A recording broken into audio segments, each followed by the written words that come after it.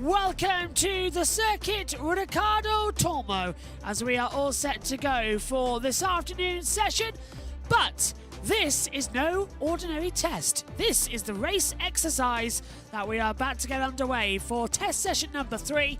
Tomorrow morning, just the one session on the Wednesday morning before media day in the afternoon. Thursday, double barrel again, 5 and 6.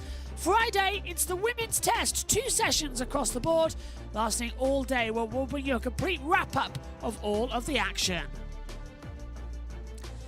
Well, I'm Joshua Birch, alongside me in the commentary box is Josh Turner and Omi. Down trackside is Jack Giamana and Jack Pickering, and that's where we're going right now, because it is time for the race exhibition race, and you can take a look out there as well with our trackside camera in the build-up to this one. First of all, let's say good afternoon to the 2 Jacks over there in Valencia. Good afternoon, Jack. Good afternoon, Pico. Jack, starting with you. Here we go then. It's the race exercise, a critical time for everyone to get used to how this field's going to go. Oh, yeah, for sure. We've got a sort of alphabetical order, or number order, I think is the best way to describe it in terms of starting grid, I believe. I think Roland will be starting on pole, which means Pascal Verlaine is at the back with this race. So, but it's a simulation race, so it's not going to be like a typical race. The cars at the moment are still in the garage. The safety car has just ventured out to the track. It's actually in the top of the circuit.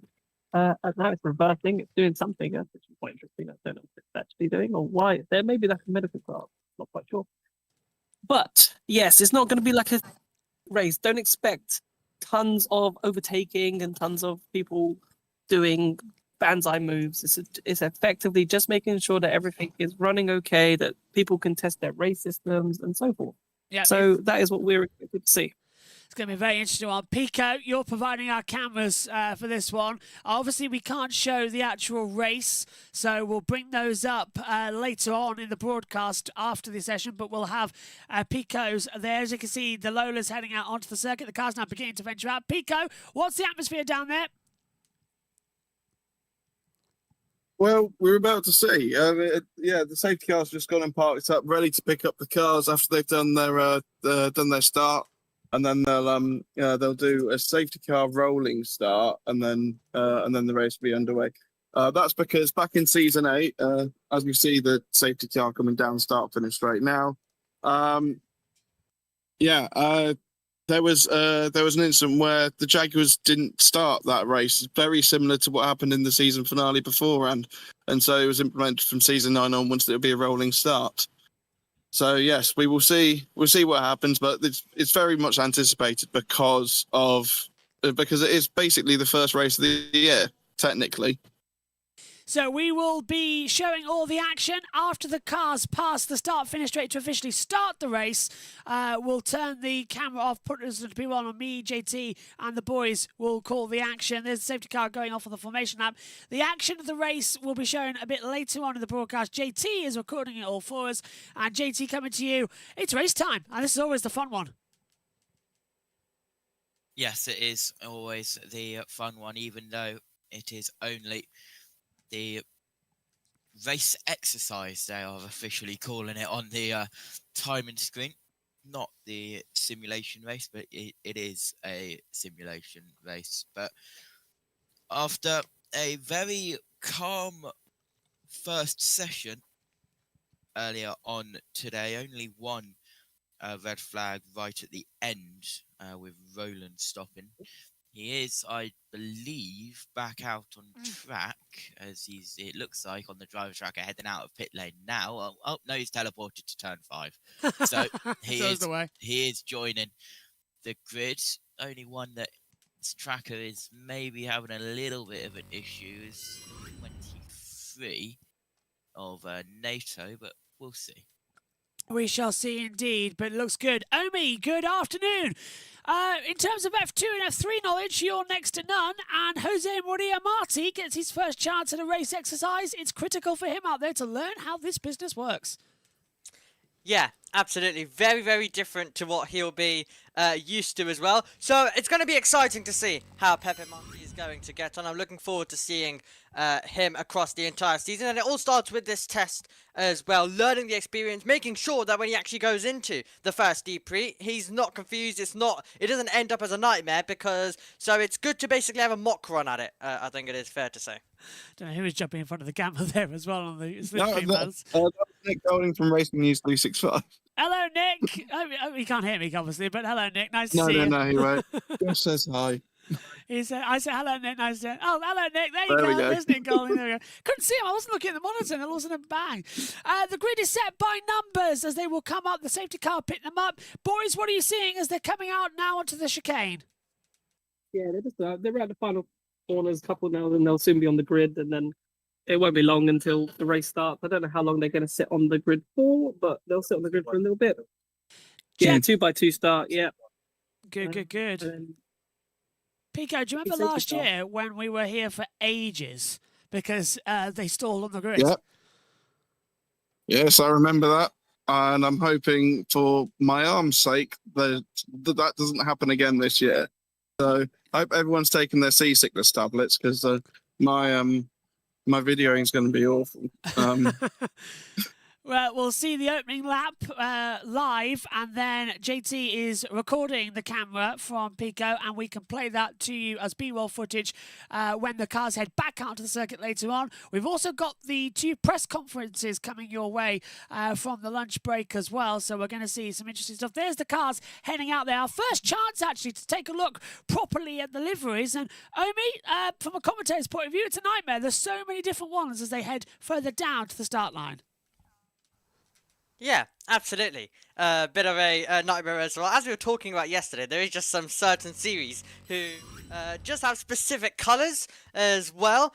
So yeah, red quite predominant across Formula E. So wishing you luck across this season. It's definitely going to be quite a lot of identifying skills required, I'm sure.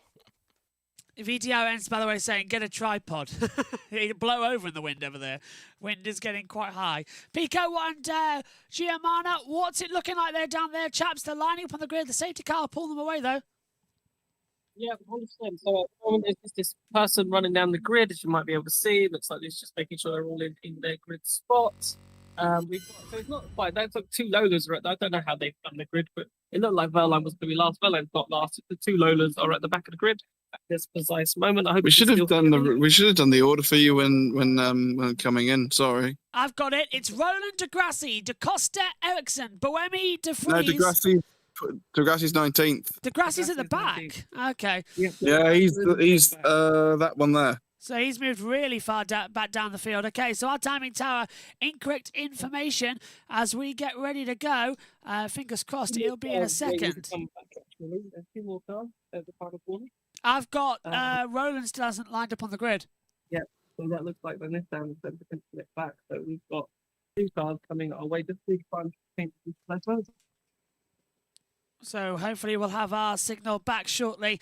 JT, what are you expecting when the green flag falls? Are we going to have a proper race for a couple of laps and then predictably it'll all slow down, or is it going to be just bonkers race? Well, they don't want to damage the cars, do they? So don't expect any fireworks. Yeah, that is the truth. What about you, Omi? An exhibition race. You've seen one done before, of course, in the GB3 when they had a new car. How do you find these types of action? Well, yeah, don't expect too many fireworks. I guess that would be quite dramatic. But yeah, let's see how it's going to play out. Looking forward to seeing how they will do it. But yeah, it's just about mostly them getting a bit of a run at it as well. And I guess we can make some form of entertainment from it. We can indeed. The exhibition race is about to begin. Our exercise to get into this season 12 of ABBFA Formula E. Giamana, what's it like down there as now all cars are on the grid? Can you hear me? I can. At the moment, all the grids are the first one through. Everything's been checked, so they're all just lining up on the grid now. I can't see a green flag yet. All the yellow flag. I can't see a green flag yet. I can't see the lights. The lights haven't come on yet. You can't see the lights. So we're just sitting on the grid at this moment, waiting. Everybody is out filming start of this simulation race. And we're just patiently waiting now. No lights yet. on the light. No lights, yeah. The anticipation is just building, and when I see light color, you know. But at the moment, still no light. Nope, No green flag. there's a Great flag. filling. Good job. I can hear you, Pico. No flag, yeah. Yeah, no, I was just complimenting Jack on his filling. We've got some green lights on. I think, Pico, you're... So we are off. I think... We're not off. We're doing our 2x2 rolling, getting our walk speed in. I think, Pico, your microphone is connected to your phone, by the way, so if you want to take it, we can hear you better. No, Oh. He moves 2 steps and we lose picture. Well, Omi, they're moving into position now. We'll have ready for the burnout, and then it should be quite an interesting start. We've got them now running in. What do you think, Omi, as they cloud up the smoke? We know how good Formula E starts can be. Yeah, they put out a video on their social media about some of the most craziest starts. So let's just hope that we don't get anything as near as that. But yeah, should be good as they move away and now form up on the grid. They're lining up then. I can see Giamana's ready to get going. Gio, can you hear me? Now, Wi-Fi signal's still a bit poor around there. They'll head off on the parade lap. I'll come back. Come back. Hello, can you hear me? I can hear you, boys. Hello. Go for it, Gio. We just moved a bit slightly well. At the moment, we're waiting. 5 lights are on, and they're off, and we're underway. Green flag is go, and season 12 is effectively underway. So they'll go off. So the first 2 have gone, so now the second row have gone. So it's row by row at this precise moment. So we're not all going off at the same time. So the 3rd row has just gone. 4th row now. Then there comes the 5th row. It must be so annoying to only go 1 by 1 out there on the field. They just want to hit pedal down. They do indeed. I think they probably might end up catching up. I don't know what the plan is, but They will, Mike. Right. So yeah, they'll join the safety car end of the lap, and then the safety car will pit, and then the actual race will happen. So this is effectively lap 1 of the 27. That's what they are focusing on right now. The safety car will pick them up, as the boys are saying, and then we will go back to running. The safety car now officially has been deployed. JT, pretty standard action really at the moment, isn't it? Well, yeah, we're just getting off the grid as they'll now pick up the safety car positioned at turn 11, and then we'll get back going. And I suppose, Omi, the only good thing about this circuit is it is slightly narrower. The safety car is positioned at turn 10. They're bunching them all up now, and then we'll have a rolling start, effectively. Yeah, absolutely, we will. And I guess we'll have our first proper start of this season 12, so it should be quite good as well to see them all actually just getting going and getting to see how they all do out there on the circuit. So we are the only place showing you any form of live action out there. We'll have 26 laps. There will be another safety car period in order to make sure it all works. They'll have pit boost, they'll have attack mode, and we expect the driver to go for it. Jack Pickering and Jack Giamana are trackside. Here's the safety car now coming across the line. Pico, what are you seeing as the new pace car goes through?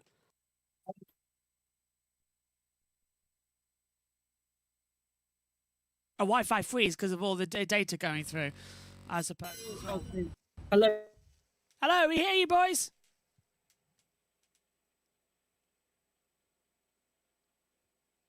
Well, there's a slight... yeah, go. Hello, can you hear me? We can, go for it. Quite very much spread out at this precise moment. And so therefore the safety car's doing another lap, so we'll get them all bunched together.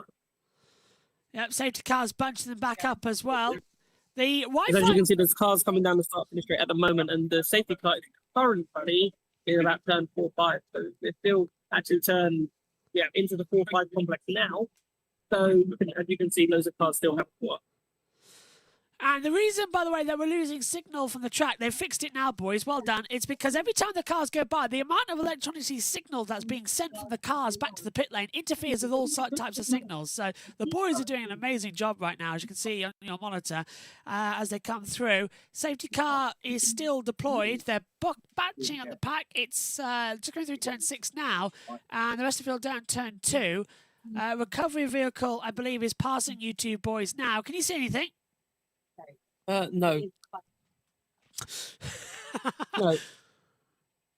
It's somewhere out there. No sign of a recovery vehicle. Driver Got the trackers. safety car over at turn 8. We The see. safety car's currently at turn 8. We see the safety car. It might Yes. be- Yeah. So that's still got a lot of drivers though, guys. Just exiting turn 6. Bawemi is sort of the piggy in the middle because Yeah, Bawemi is quite far back. I can see him there now. But I reckon they'll go. There's also there's another Andretti that's miles away. But I reckon the safety car will probably peel in and they'll just start miles away at this point. so Because the it's safety car is going at a decent speed. It's already coming into the final chicane. So it's Muller, Evans, De Vries, Da Costa, Gunther, Mortara, lights still Verline, on. Dennis, Barnard, Boemi. Go on, Pico. Looks like safety car- One more lap. The safety car lights are on. So they'll come over the start-finish line. And they will bunch back up once more. The look at the cars as they fly by then. This is lap 3 of 27 of the race exercise. After the standing start, the cars will then go into race procedure and we'll see how quick the Gen 3 Evos in Season 12 can actually go, because they will push hard and they will continue to push hard as they come through. How are they looking then? Are they all backed up? Because I've got NATO and Roland right at the back of the field, guys, and they look like they're closed up. Yeah, we should be going. It's amazing actually how loud they are when they all come past. They become a little bit stronger. I've had to turn you up to max volume to make sure that I can hear you. Safety car is in this lap. We will be going racing. So we'll see the first racing lap of speed, and then we will hand over to the driver trackers and the boys. They'll keep videoing. So JT will record it, and then you'll see that later on in our broadcast, as well as a race exercise video uploaded later. So if you're watching that, hello everybody. Welcome to FEZ and JB Motorsports. So boys, what are you seeing? Because the cars are just coming around turn 6. Yeah, they are. So at the moment, safety car, everyone's in a line. So we're ready to get racing at this stage. So we're just into the second sector at the moment. And soon the safety car will go away and the race leader will decide to manage his own pace.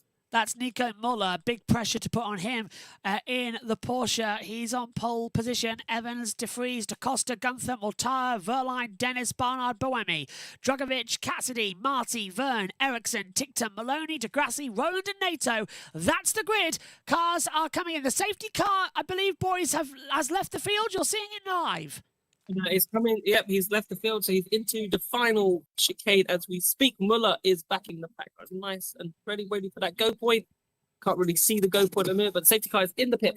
The green flag is out, and the race exercise for the Season 12 pre-season testing is about to get underway. You can see the light panels have activated, the green flag's down. Nico Muller will hit the accelerator, and we go virtually racing here in Valencia, down towards turn 1. No one going to go for an overtake straight away. That was a surprise. There's a few of them still close together. Is Boemi going to have a go on Barnard? That was the question down towards the first corner, but now we look to the driver trackers and all of the information that's coming through. Muller still leading by 0.4 of a second as they come through. And I think as well, boys down there trackside, what did you make of it, Gio? Very interesting. The Nissans on.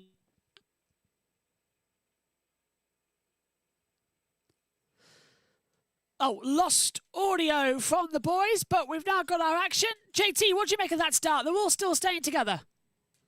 Yep, down in towards turn 6 we go now. Still Muller, who is leading.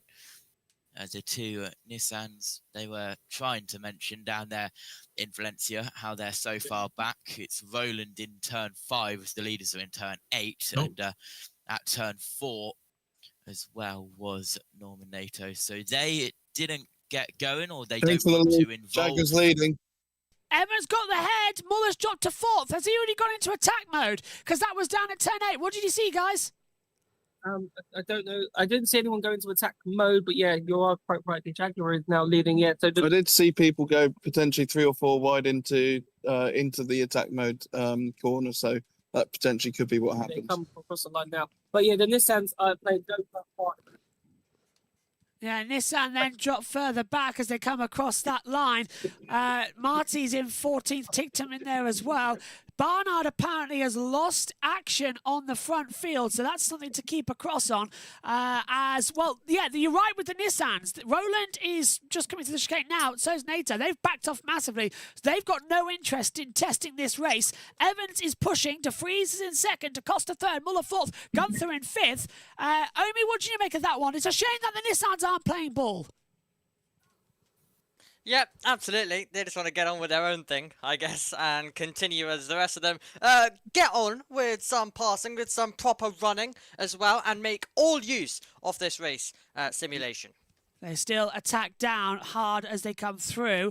Roland's last lap time, by the way, was a 1:45.6. NATO a 1:51.7, so they're not going to push hard. Mortara has passed Verline for 6th position down at 10, 8 and 9. Yeah, he so has. He has. Around the outside into that corner. Did Mortara go quite late on the brakes? So you can see some people still pushing, even though it's a simulation race. They're still giving it a go. That was a good move there from Mortara. We saw it. And Verline's back to 5th with Mahindra and Gunther going by. So has he been able to undercut them if they've taken the attack? We've got no information if they've had attack mode yet. No, as I said, I haven't seen anyone go in. It's kind of hard. We're kind of in the wrong spot, really. It kind of dips down, so we can't. It's just seeing who goes wide at that point.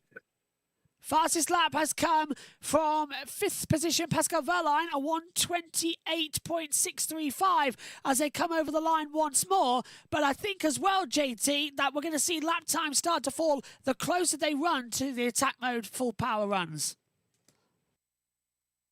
Yep, best lap at the moment at 1:28.635. We've just had a move at the top. I believe that was De Costa going around De Vries for 2nd place. So it's now a Jaguar 1-2.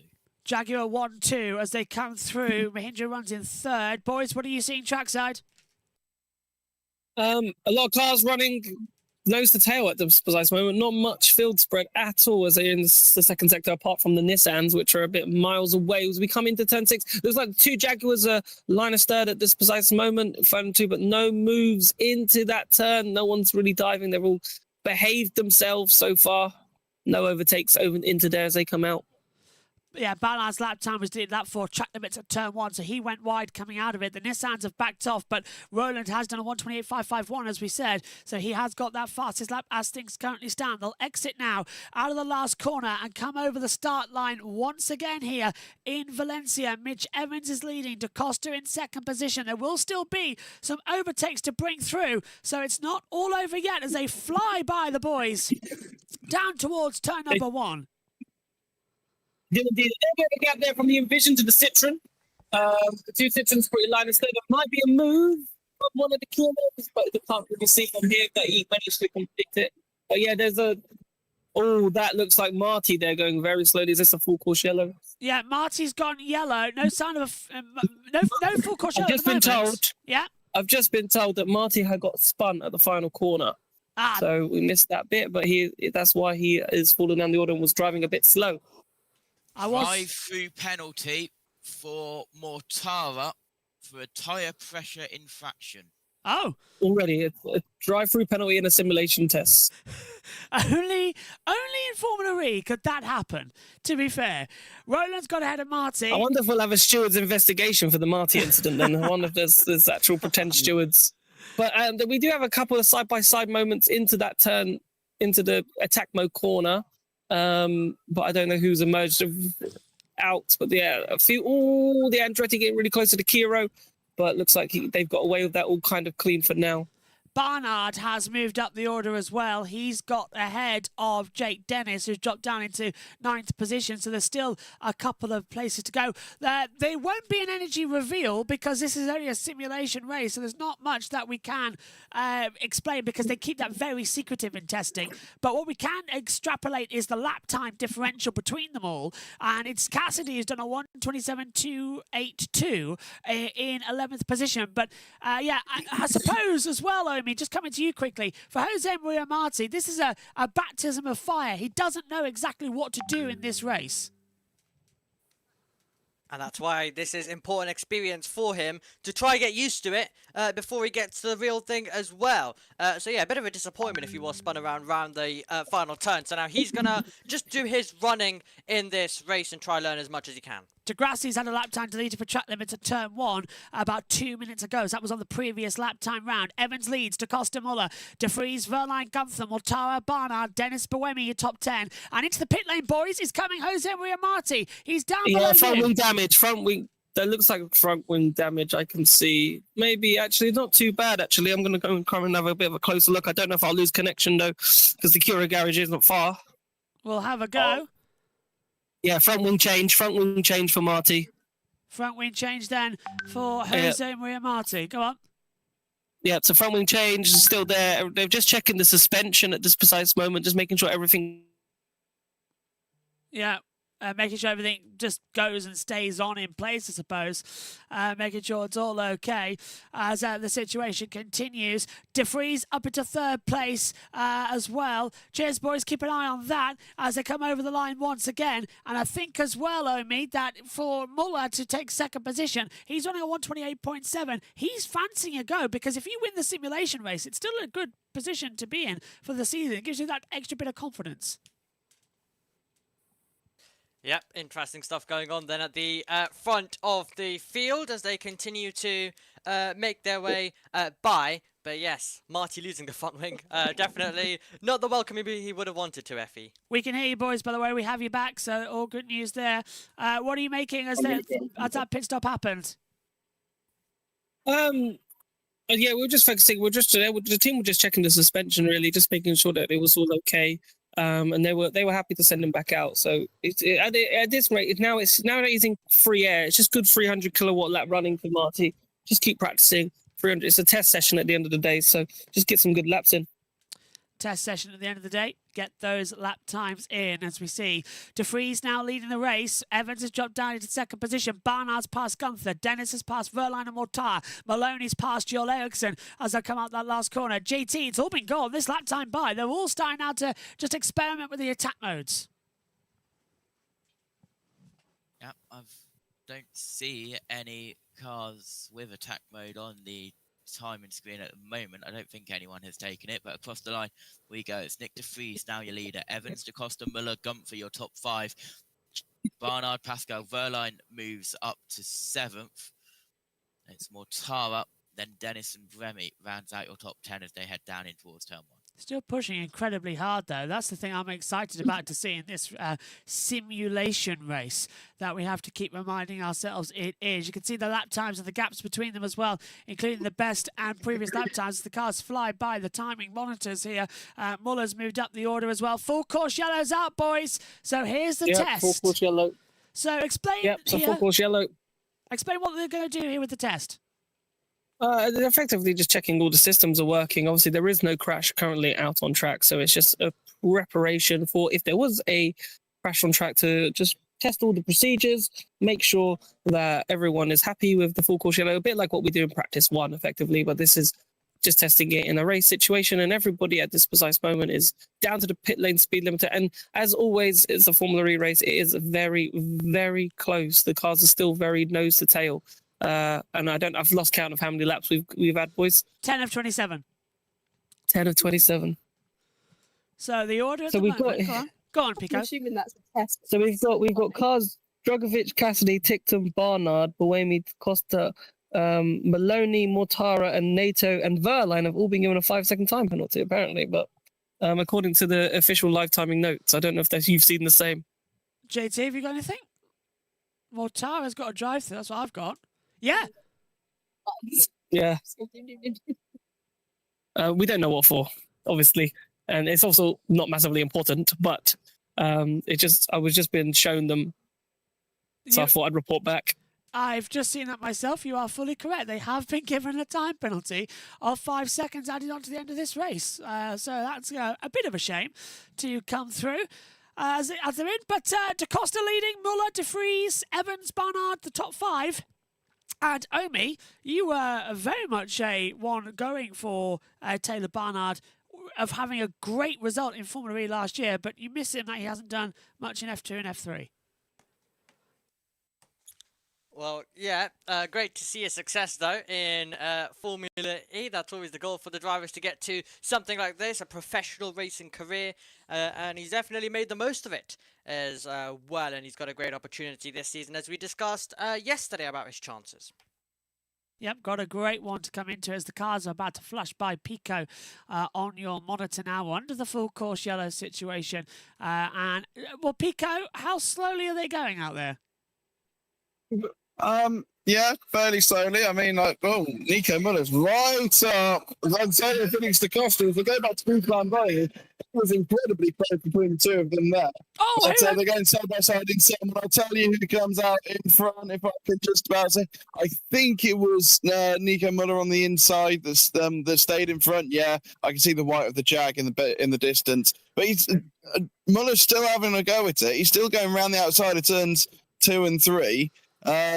We'll have to see when they come back into vision for turn 5, and Muller's in front. Yeah, Muller has taken the lead of the simulation race, JT, but there was a lot of restart action there because they were all just sort of concentrating. They didn't expect the green flag to come out exactly when they wanted it to. Yep, they're all now down in towards turn 6. We go down the back straight, you could effectively call it, between 6 and that little left-hander at 7. Dropping down the order, that was someone, couldn't see who. Jev's dropped down, so has Maloney and Ericsson. Our first one of the Cubic Heroes just went into attack. One of the Cubic Heroes. Okay, there we go. Stands hit from them.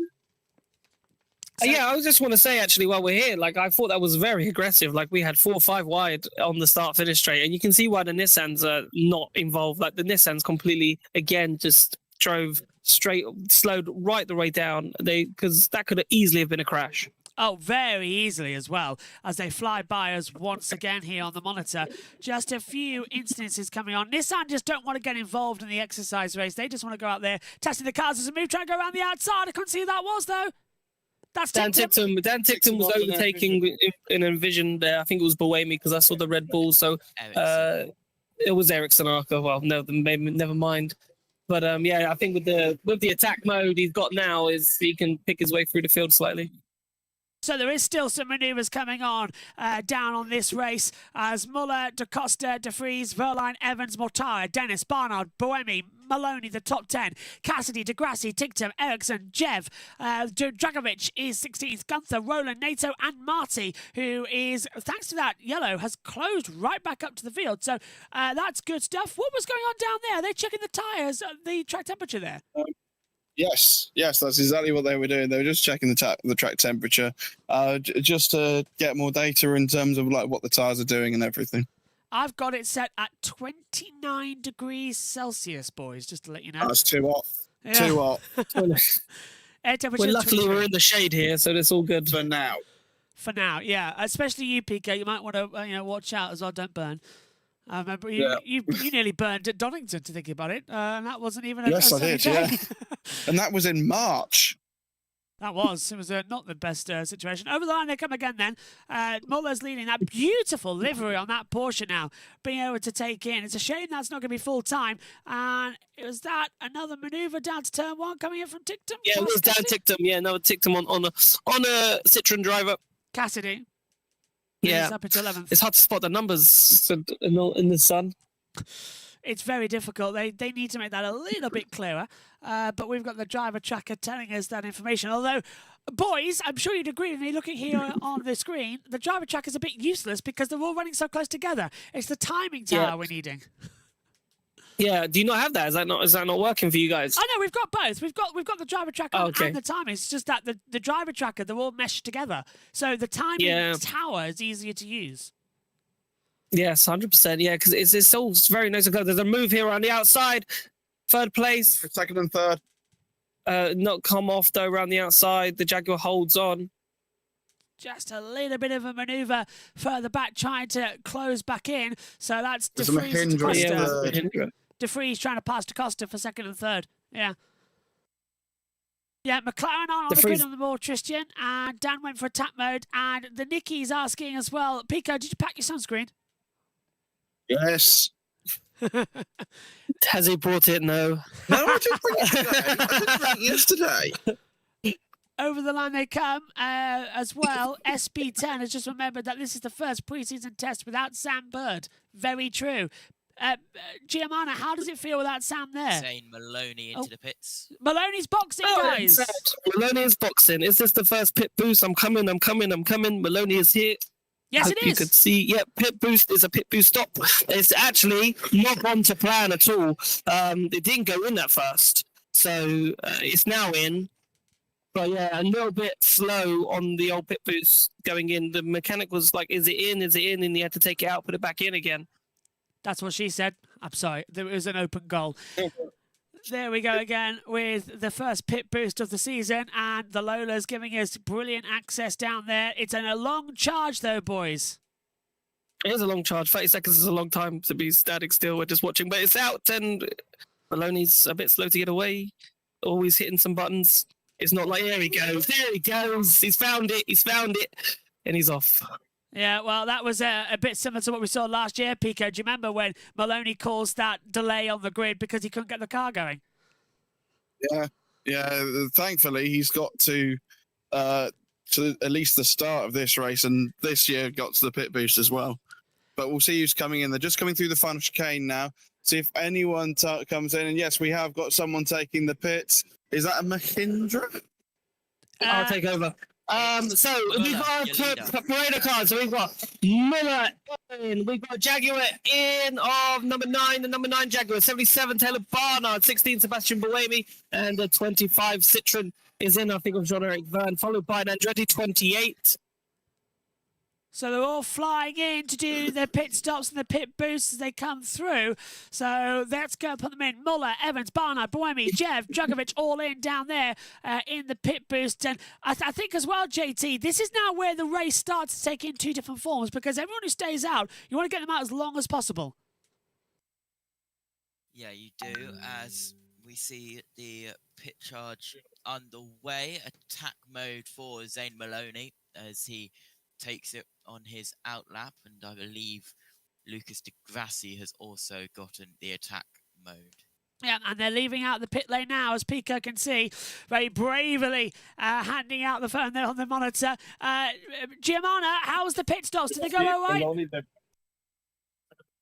I missed what you said. Can you say again? Did the pit stops go all right? Yeah, look, Citroen seemed to go okay from what we've seen. No major issues. Just let you know, yes, you can watch this after the race. Yeah, it will be available afterwards.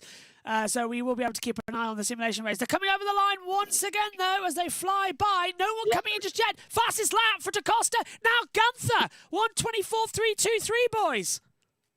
Yeah, Mortara is also in. Dan Tickton is in right now, right in front of us. Let's see how it's a quite Red slow. flag. They're waiting for something. Red flag, boys. Red flag. Now We have a red that's flag, but that's unusual. They don't usually red flag the exhibition race, so I wonder what's happened out there on the circuit. But red flags come out. the red flag is out. Everyone's crowded around Dan Tickton. It gets a great photo opportunity.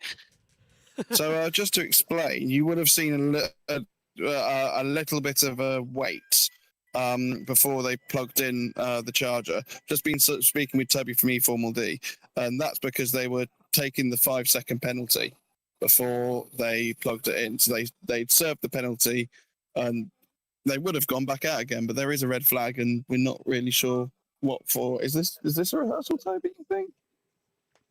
No. Okay. For sure not. No.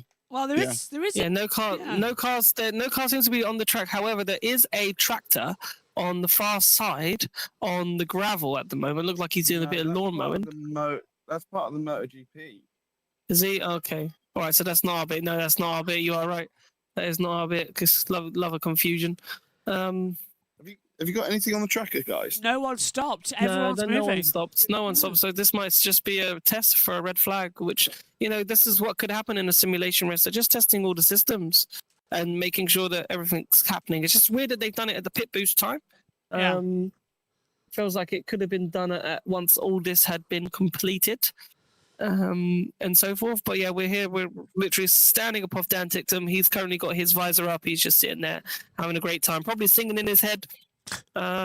because there's not much to do right now. He's just literally He can't have his phone, so he can watch. Yeah, it's a shame I can't go and speak to him right now, really. I was but- going to say, chuck the time mic down into the cockpit and tell him to say something. Yeah. Oh, right. Well, red flag is out. Just for note quickly, the reason that we're seeing out on the Sorry, JT, can't hear you. Say again.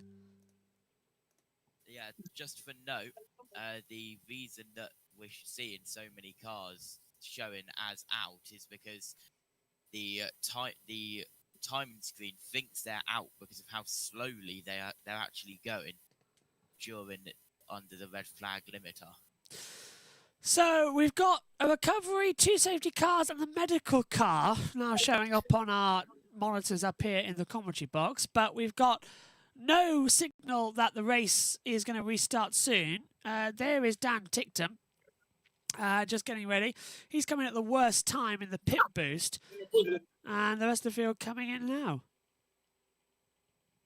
Of course. Yeah, here they come. Go on. So we've got the looks like DaCosta is in, followed by Nick DeFries at this precise moment. The 94 Pascal Verline, 27 Jake Dennis is in, and there goes Maximilian Gumpfer. It's great now. I can actually know who they are. 37 Nick Cassidy just going to come in. Some Citroens right in front of us. We've got the Lolas here, and here comes Pepe Marti, which you may be able to see. Doesn't crash into his teammate. Well done. And parks up just like, oh, that was close. That was close. I thought he was going to go straight into the back of that Citroen. Very close to the back of the Citroen. That was too tight for my liking. Race will restart. They're going to do a standing start test again. So they want to test the new procedures. Okay, so a standing start test again. Yeah, so we'll wait Yeah, to get going. it looks like the Lola is pushing Degrassi. The only hilarious thing that I think will happen now is a lot of P teams may take this opportunity to say, well, we're out. Really? And they may send 1 or 2 cars out because Degrassi has just been wheeled back into the garage. So that could be Degrassi's day done. And I'm going to just try and have a peek to see if anybody else is thinking of doing the exact same. As far as I can see, it looks like it was only Degrassi that has rolled himself back in. The others have all got still 2 cars out on track.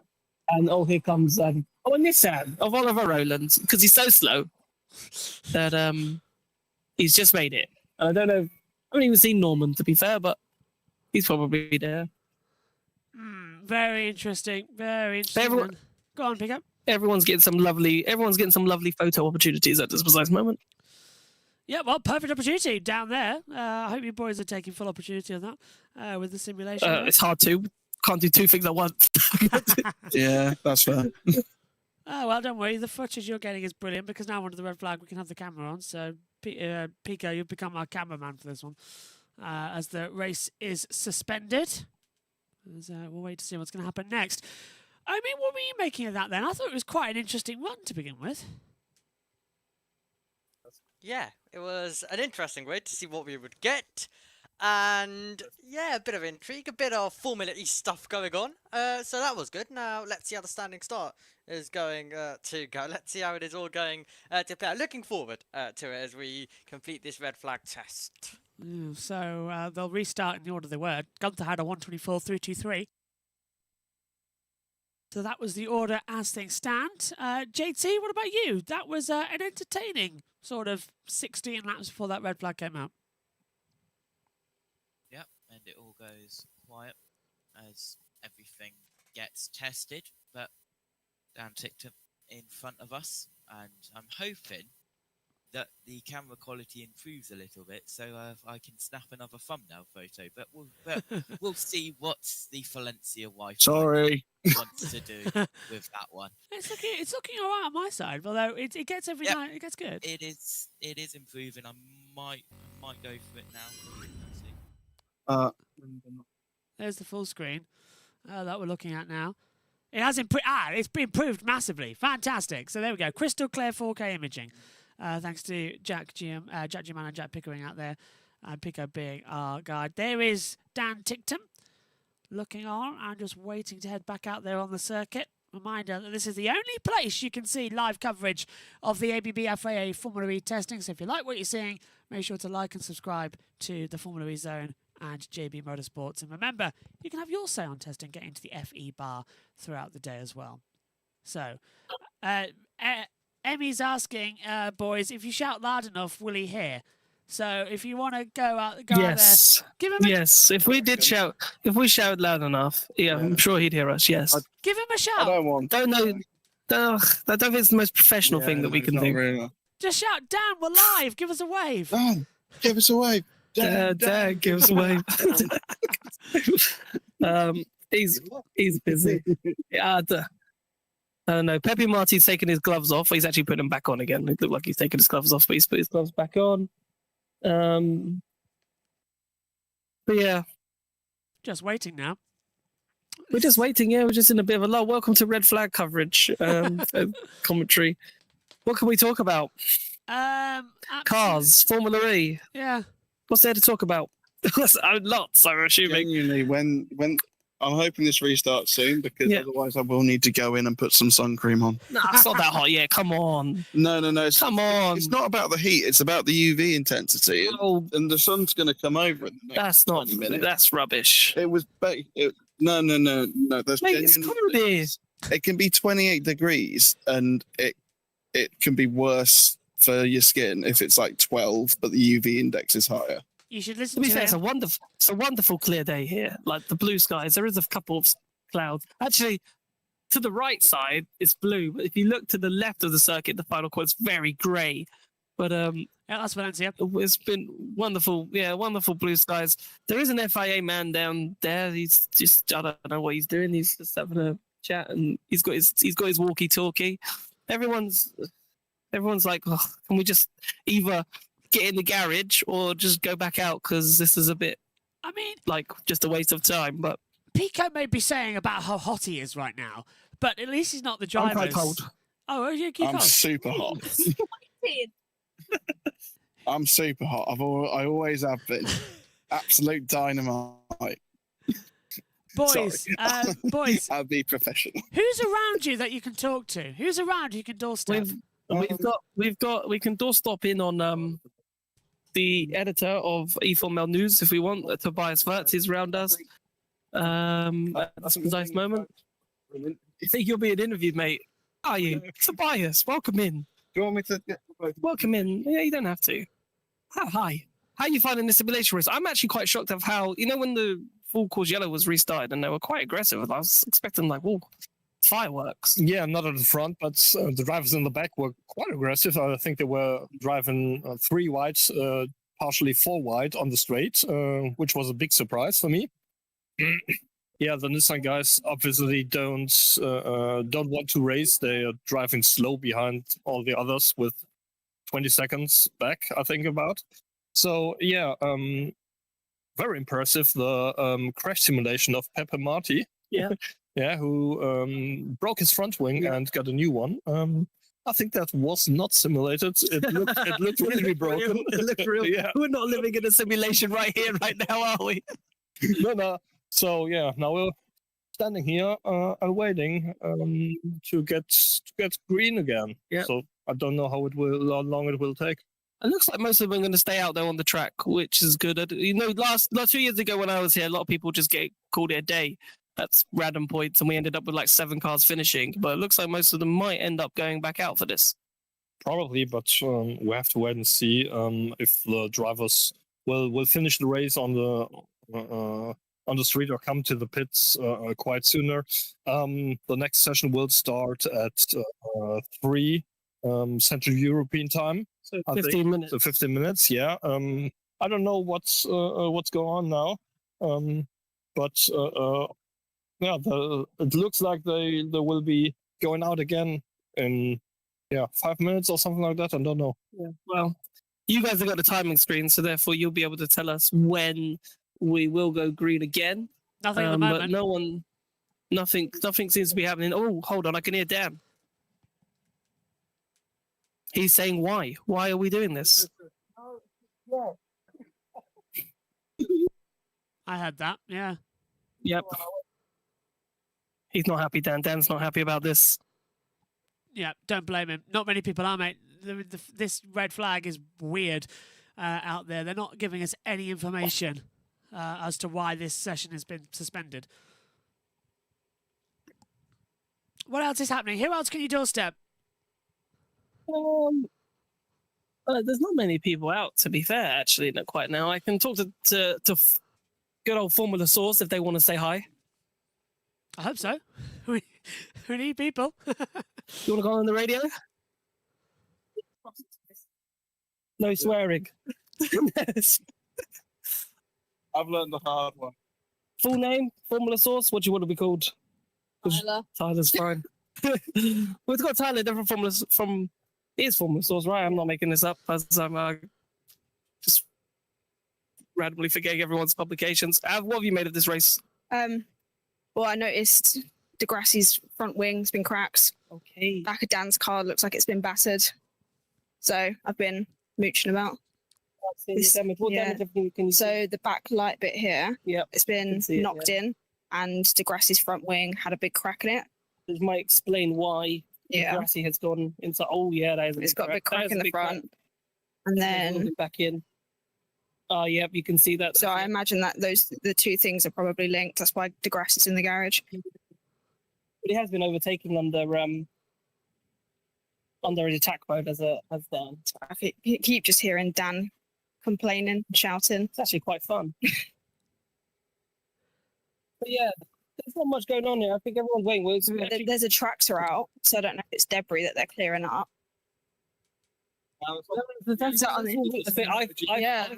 fell for that. Apparently, Just going for a drive. He's just going for a drive. And on Tuesday afternoon, it's a bit time for farming. Maybe he's filming an episode of Clarkson's Farm from Valencia. Spanish version. The Spanish version of Clarkson's Farm. Well, still under a red flag, by the way, and the next session starts in 10 minutes. And it's not asking if he can get out of the car. Ah. So Dad, Direct quote, well, what are they going to do? What do I say? Do you reckon they'll call this off then, the race exercise? They've done enough. maybe they might call it off. They might call off. What do you think? Oh, here we got some news. Following cars must go to the pit exit. The 48, the 33, the 14, the 23, the 51, the 9, the 25, the 16, the 77, the 28, the 22, and the 3. And the 33 get called in that. Well, Big Dan's happy to go home. So that's... Dan's on the next flight out. So that's... But that's not the top 8. So... DeCosta, DeFries, Verline, Dennis, Gunther, Cassidy, Degrassi, Roland. Did they do? Are they a lap because of the pit boost? Yeah, potentially. Yeah. Yeah, so they're Half going the out. grid. Dan is going out as we speak right now. Yeah, his rear light is not facing the correct direction. That's Dan Tickton. No surprises that he's been in the wars. Yeah, Dan is the first one to go down to the end of the pit lane. Someone else joins him, but doesn't look like anyone else fancying joining him at this precise moment. Has Mortara gone? Nope. Oh, and here comes an Envision. Looks like Joel Eriksson. Yeah, has Mortara gone down there, boys? We can't see Mortara, but at the moment, it is Dan Tickton followed by. But Dan Tickton is waiting, so he might be waiting for Mortara to go out. There looks like there's some movement down by Mahindra. They look like they're Mahindra mechanics, but no movement so far. Here we go. There is some movement, and that is a Citroen. Is that a Citroen? I was going to say, why is it blue though? It didn't look like a Citroen. Why is it blue? So that must be the Mortara. Because the grey, the sun is just for a second there was just like I saw the blue and I was like that's a Citroen, but the Citroens are right there. Right, stop the stopwatch. Here comes. Already got confused between Citroen and Mahindra. Yep, that's me. And the Citroens are right. So you can always count on me to make mistakes. Yeah, they're the same shape. Yeah, so they look. Yeah. It's just the paint color threw us off. Why does he? I hate it. Oh, here comes Zane. Can you hear us, boys? can hear you. I don't. Okay, because I thought for a second the deafening silence was Sorry, that was me. just sending us into paranoia. Sorry, that was me just saying goodbye to somebody who's leaving. Oh, camera's gone the wrong way. Discord camera the wrong way round. Still. Hang on. I've loaded Instagram. You went to Right, we're Instagram back. post. There we go. So the cars are back out on track. The cars are back out on track. Yep, more Tara. So Jev, Boemi, Barnard have not gone out, guys. No, this is correct. There's much more cars than that. Yeah, Jev is sitting right in front of us. So this must be to do with the pit boost situation. Yeah, so because And people being stuck in the garage and people doing an extra lap. because Grassy's waiting to come out. is that because of the red And the flag Grassy is on going to there? come back out.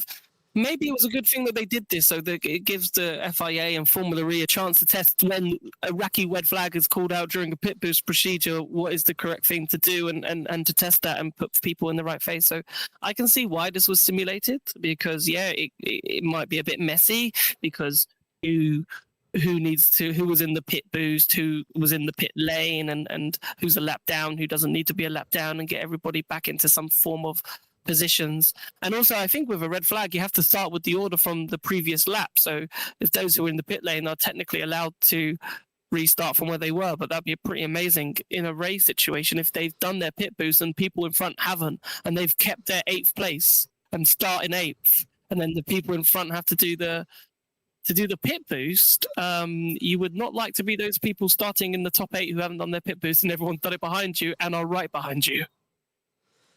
I wonder. And Tobias is shaking his head at me. Sorry. No. He's shaking his head at me like, I don't know if you're talking absolute sense here, but that's how but it is quite a random situation I think we found ourselves in. Because the top 8 now are behind the safety car. So it looks like this gaggle of cars that are out on track are going to go back into the pit lane, and then we'll restart behind the safety car. Yeah, get their lap back that they lost because of the procedure with the red flag. If they But they are didn't doing this, boys, do you reckon this is because of what happened They'll in be on the same lap. Tokyo? Yeah, Potentially. yeah, because Tokyo's red flag came out right in the middle of the pit boost, and everyone, went, what happens now? Because we've got charging going on.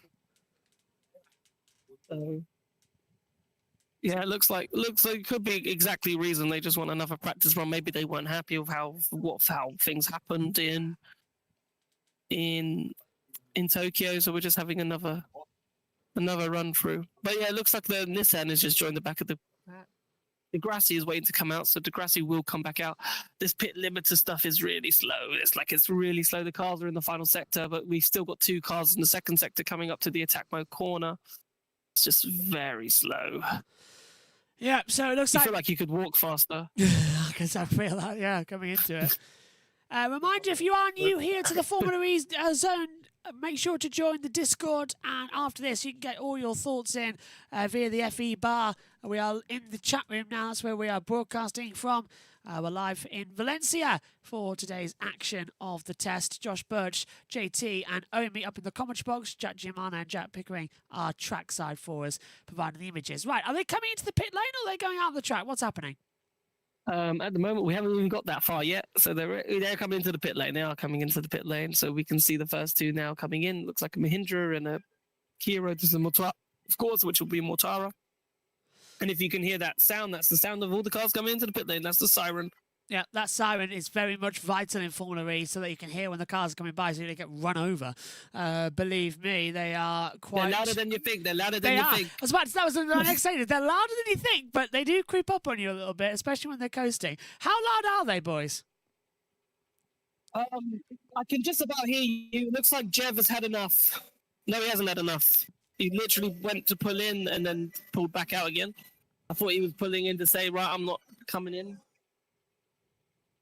Looks But like he's gonna take the start. But Wayme just going past us now.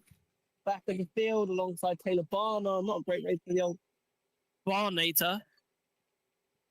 Anyone else down at the end of the pit lane? Has DeCosta to freeze that lot gone? Look through the cars. Yeah. Through the queue. But now we just have a big train of cars. And we're waiting for the green light at the end of the pit lane. but everyone has now come to a stop. Yep, still in the red flag zone. Handy, very handy. Oh, Degrassi. Degrassi is still in the pits. I don't know if we're waiting for Degrassi or what the situation is with Degrassi. He is still in the pit lane. I hear a noise. Yeah, the Nicky 94 said the noise is actually really loud. Monaco has the most bizarre siren apparently for the pit lane. Session will resume in 25 seconds. Ah, thank you, Session will JT. resume in 25 seconds. So we are going to get this race exercise back underway, which is fantastic news. Excellent work from Pico. For by the way, how on the long, we camera. don't know, because there's only 3 minutes left of the hour. But we'll be interested to see how long it goes on for. I wonder if they will continue with the remainder of this one. And I hope you, well, boys, you've got to sit down soon with the big boss. Safety car's back out. We're underway again. I wonder if we're going to have an explanation as to why the safety car, why the red flag came out. I hope Maybe. it's a test. Hope it's a test. Right, what can you see as they head out the track? They're just heading out on the track, and really it's just to see that Degrassi, they're holding him. I think the most interesting thing at the minute is, will Degrassi join, and when will Degrassi join? Because at the same time, he's got to be at pit lane speed limiter, so he's not going to catch up anytime soon. Yeah, because unless he can catch up if it goes so slow. He was running P7, and now he's dropping down the timing screen. Everyone is now out of the pit lane. Everyone is now out of pit lane. Degrassi is still in the pit. Yeah, just holding it Still together. in the pits. The FIA down there as well. I don't know. They look like they're recording for probably social media at the same time as us, probably. Because they're not doing anything else. They're just standing there, just trying to look pretty. Pico, surprised you're not down there. Well, he's over here. He was just filming. Yeah, I can't get into the pit lane, so. And also, I'm kind of recording this for you guys, so fair point. I'm kind of busy. Right, it looks like a sound. Here comes Degrassi. Yes, here we go. Lucas Degrassi is going out onto the circuit. Right, well, the other drivers are just at turn 7 and 8, so on the back stretch, boys. Correct. Safety car will enter the pits. It's a rolling start. It's a rolling start. So we will get going again for a rolling start, and that's this time by.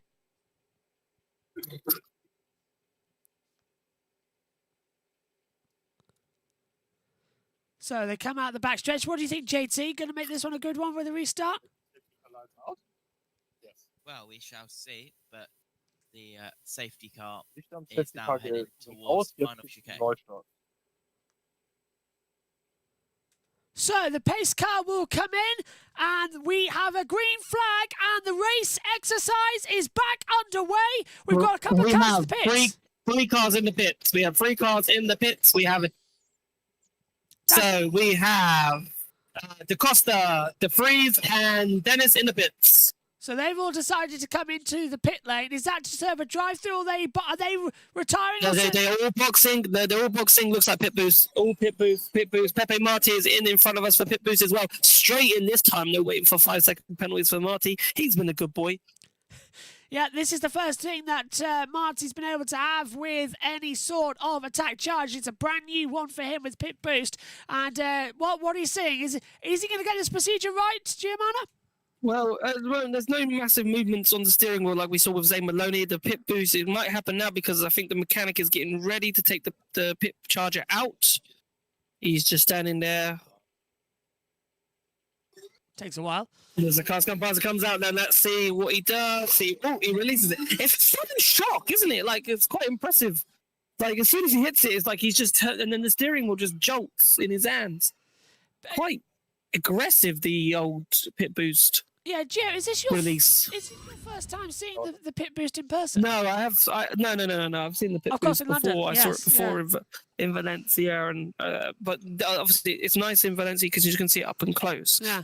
Obviously, I've seen it on TV, but here come a gaggle of more cars, 4 cars at this precise moment, and I will count them in for you. So we have Pascal Wehrlein, we've got Maximilian Dumper, we have the 37 Nick Cassidy and Oliver Rowland that in for their pit booth stops.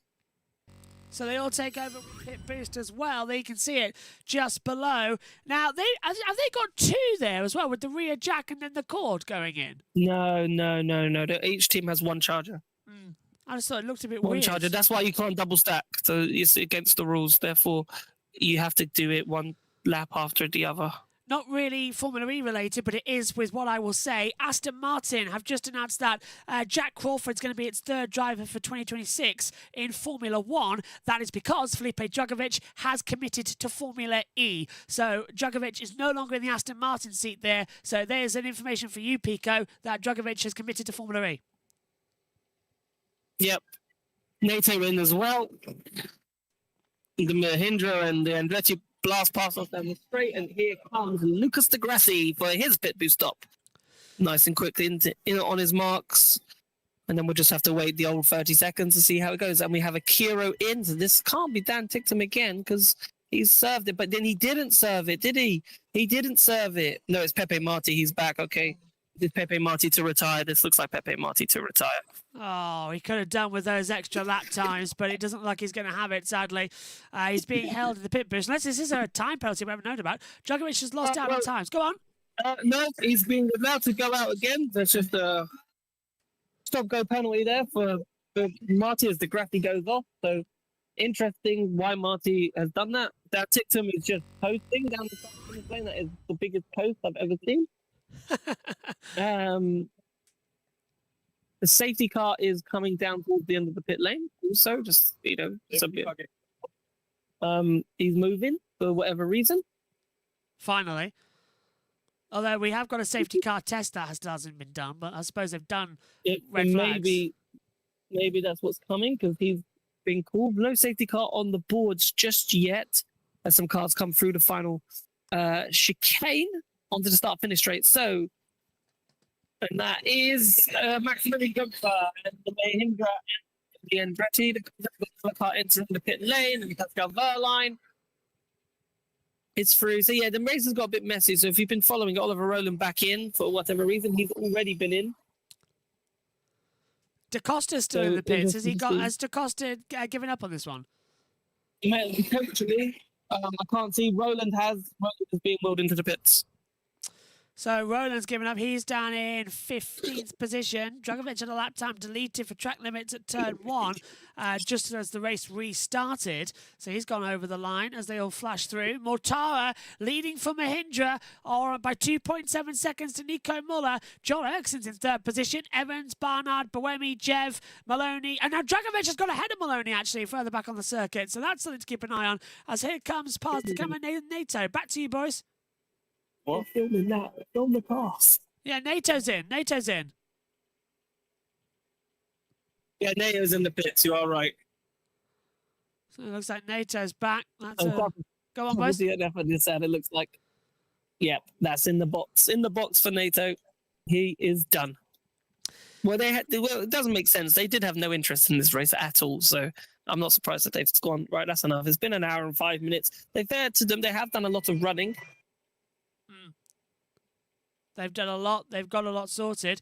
JT, what are you making of this? Is now Gunther's coming into the pit lane, so it looks like he's done for it as well. Yeah. Yep, Gunther's coming in. Yeah, go on. Yeah, Gunther's... If you're going to ask at the moment, it's just Nick Cassidy just gone past, but yes, Gunther is in and is out of this race. So Gunther's out of the race as they come into it then. As their field flashes by once more on the screen. And Boemi's passed Joel Eriksson. So Boemi is up into 5th position. He's passed his teammate, which is a very strange situation to go on. But that's something to keep a tracker on. I think de Grassi is coming through into the chicane now. So far, so good. Go on, boys. Gio? Yeah, de Grassi's here. A good run. I think it'll be good to get a run through because I'm lost on who's where. All right, well, Mortara's leading by 2.4 seconds to Mitch Evans. Barnard is 3rd, Muller 4th, Boemi 5th, Eriksson 6th, Jean-Eric Verne 7th, Drugovich 8th, Maloney 9th. Ticktum rounds out the top 10. De Vries is 11th, Dennis 12th, Verline 13th, Cassidy 14th, de Grassi 15th, 16th for Marty, and out Gunther, Roland, NATO and DaCosta, but Boemi's now up to 4th. He's got ahead of Muller as they go past you again. Yes, that's true. Right, so there's a lot of field spread, and the safety car is out. Safety car is out. This is the test. This is the Safety safety car car is test. out. Well, he hasn't actually left the pit lane yet, but the safety car boards are out. Probably waiting to pick up the leader, which was Mortara. So it was a good thing that we just said that, because I would have no idea who the leader was. Mortara's And towards here you comes now. Mortara. Yeah. So yeah, Mortara's coming now in the pit, and the safety car is at the first corner. So that has worked out beautifully. Mortara passes us right now with his lovely yellow helmet, followed by the Jaguar and Taylor Barnard. And then we've got Buemi's in fourth ahead of Nico Muller, ahead of Joel Eriksson, and ahead of Jeb, Dragovic, and the Lola. So they all just cooled it down behind the safety car. They'll bunch back up. Go on. Wi-Fi signal may have just dropped out there a little bit from where they were. So the safety car will back. Everything down? Yeah.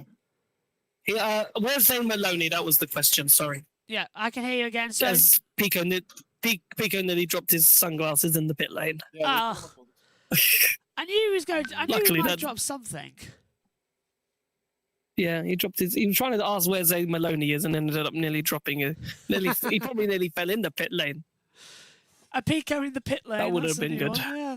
Yeah, and Pico falling in the pit lane. We don't want that in a simulation race, thanks. Hey, but the camera quality would have been fantastic watching him fall. So, Be on crutches. Good luck getting home. well, safety car is out as it'll back the pack up again. I thought, Quite fast. Yeah, they are going quite fast for a safety car. Haven't caught the field yet, but the safety car is only coming into the attack mode corner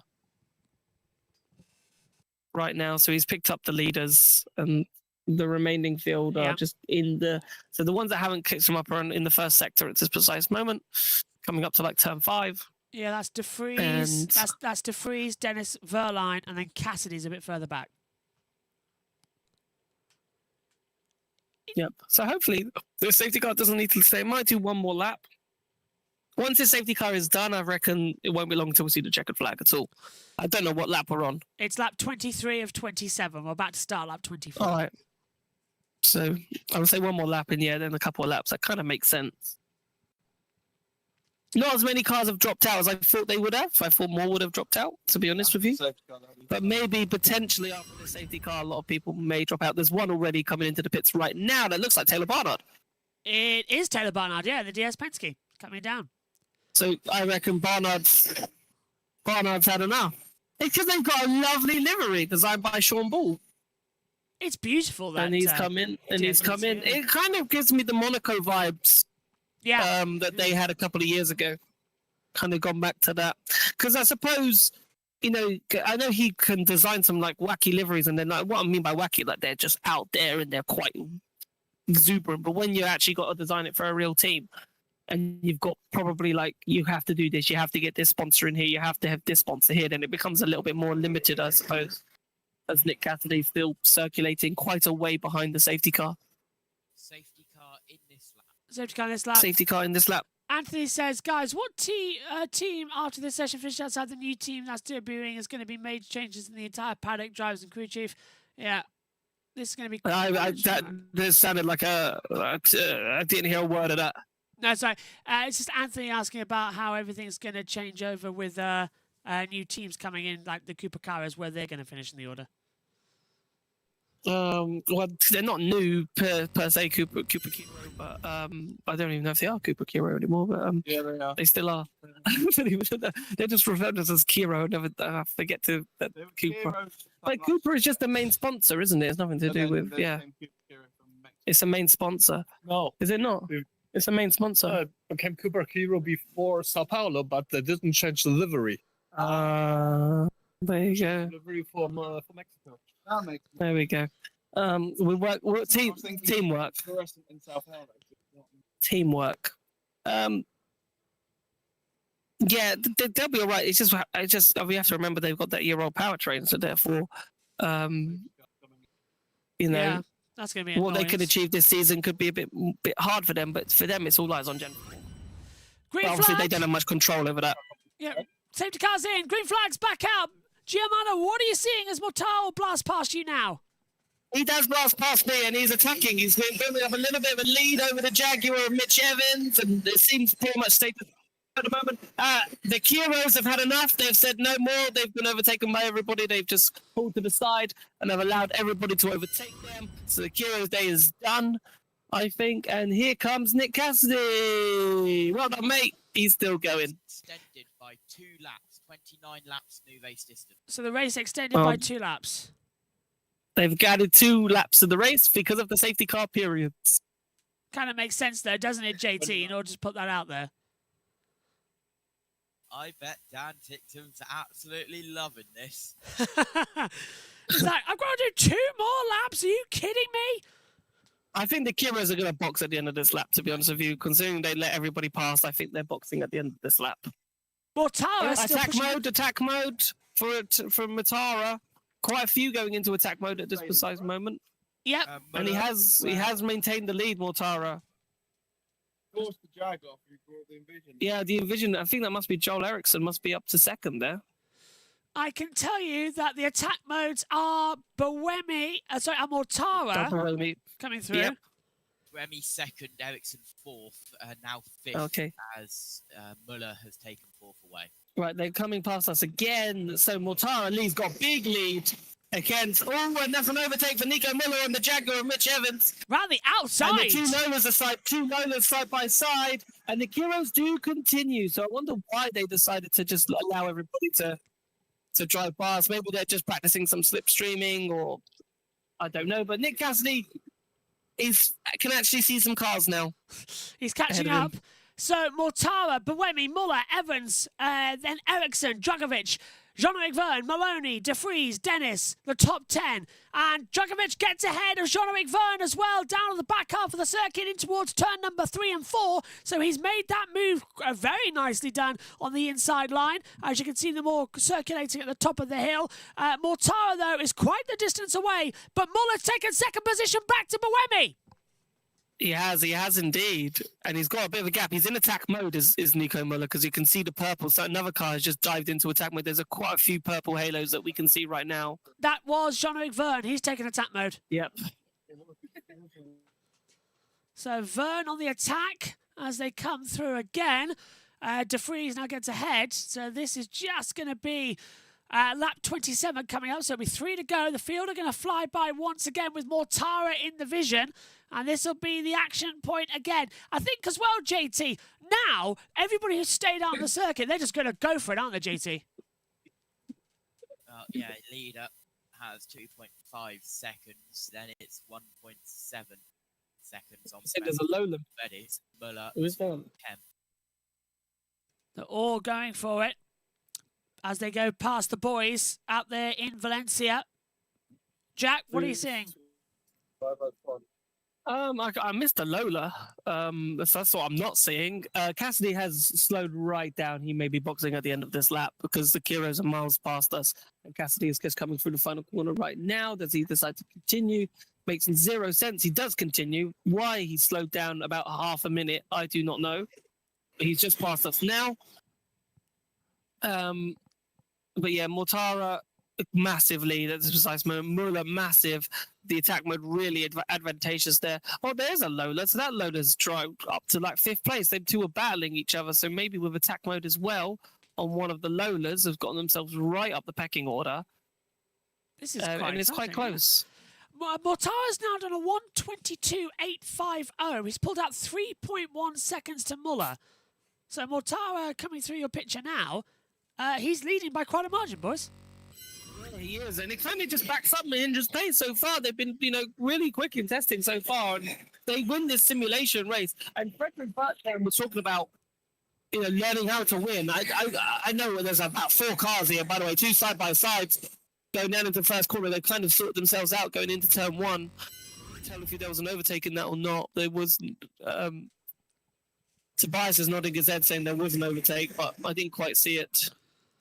Oh, hello, can't see it. De Vries has passed Evans and Verne's passed Dragovic. Swiss drivers in front. And Dennis has passed Evans. So that's what's happening down there. Okay. Yes. They're sort of hidden away from us at this precise moment as they come up towards the back straight at the top of the track. And here comes Cassidy. doing his thing. Mortara's gone, by the way. He's 5 seconds ahead now, so he's leading Muller. And then Buemi's actually holding up the back of the pack, who are all on attack mode. Yeah, but yeah, I can see all the purples light. So and that Lola again has gone up to 4th place there, I believe. Behind Buemi, he's got past one of the Mahindras of Nick de Vries then. So it'd be interesting to see if that Lola can get past.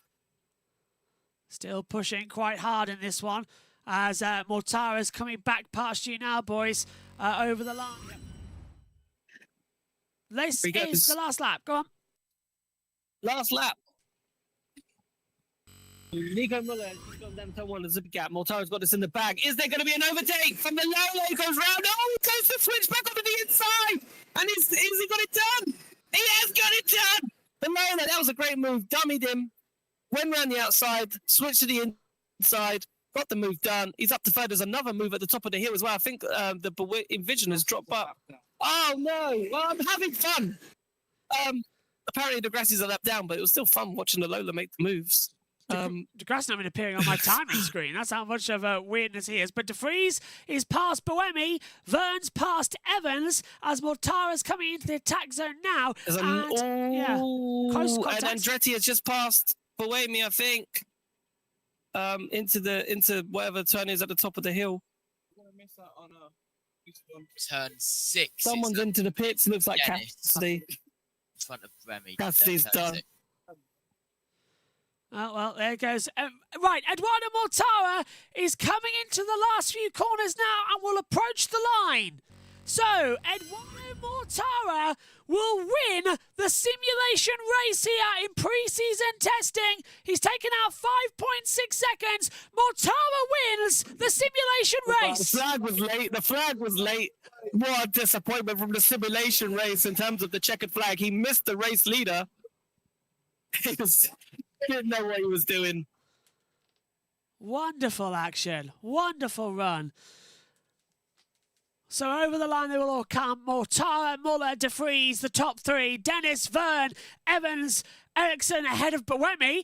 Verline and Dragovic, the top 10. And then we get Maloney, Tictum, Cassidy, DeGrassi, and then Jose Maria Martin in 15th. Cassidy came in the pits out as well. And then Barnard, Gunther, Roland, Nato, and DaCosta. Fabulous. And we've still got more action coming up soon with the afternoon session. And the red flag's out now to stop that run.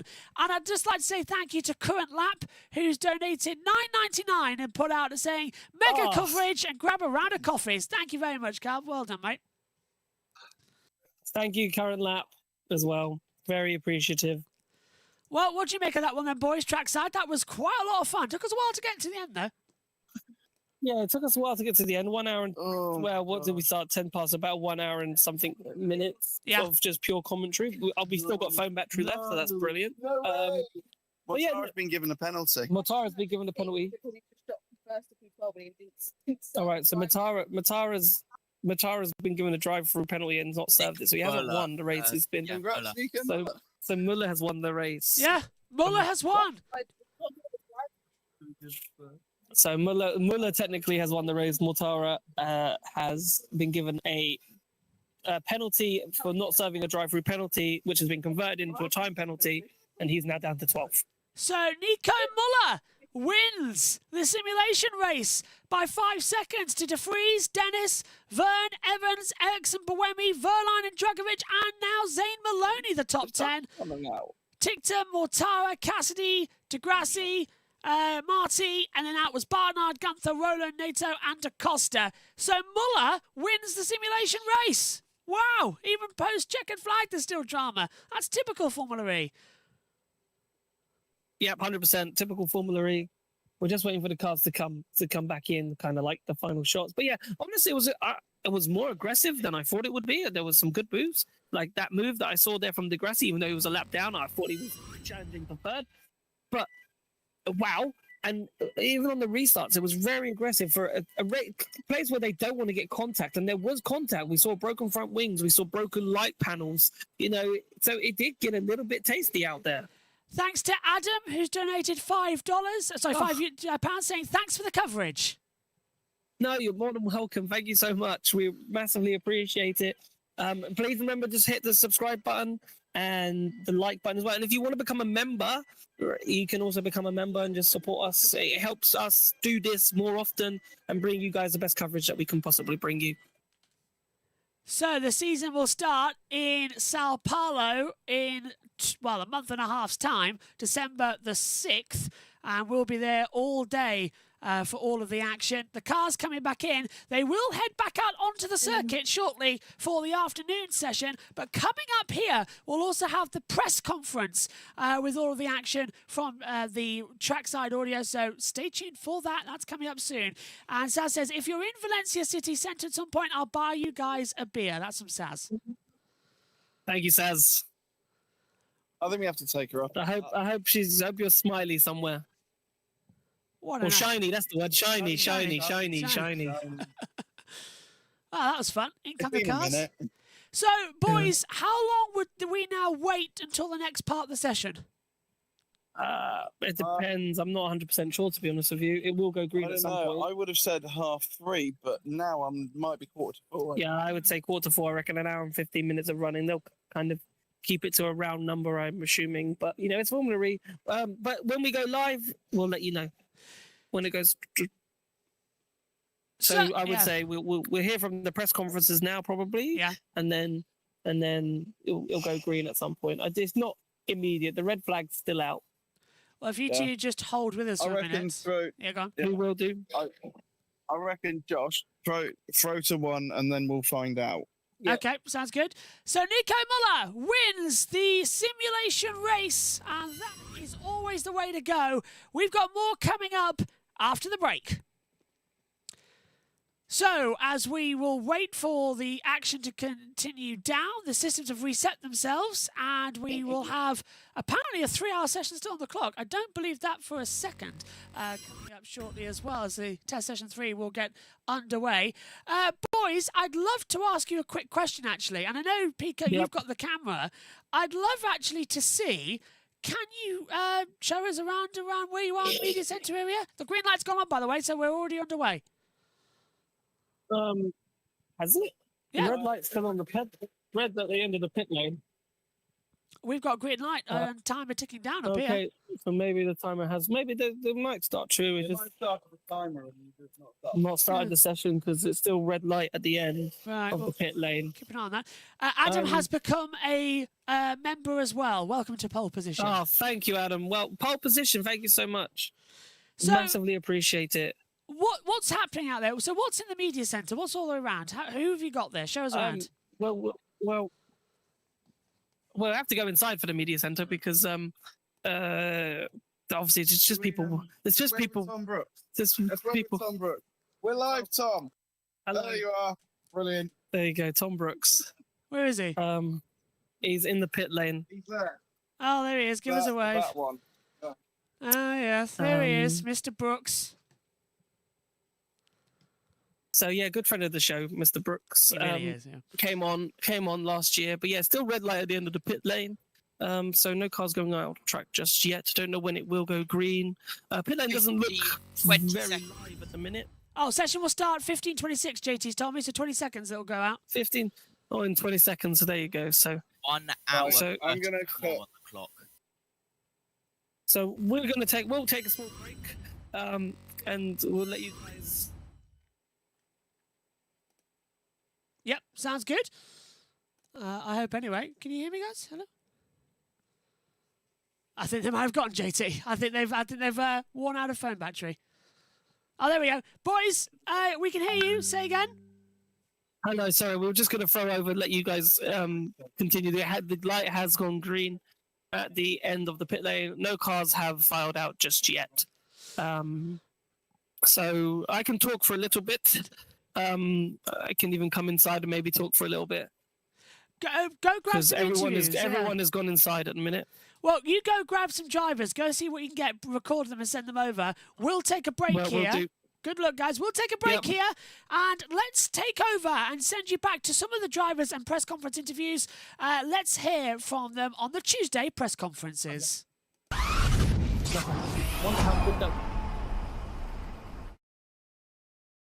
World Championship. We're going to speak to some of our drivers, and then we'll be speaking with our team principals shortly after. We've got Oliver Rowland here from Nissan Formula E team, Antonio Felix da Costa now with Jaguar TCS Racing, and Nick de Vries from Mahindra Racing. Ollie is the champion. I'll start with you. I'm going to pick up from where we left off in London. How was Ibiza? Yeah, it was good fun.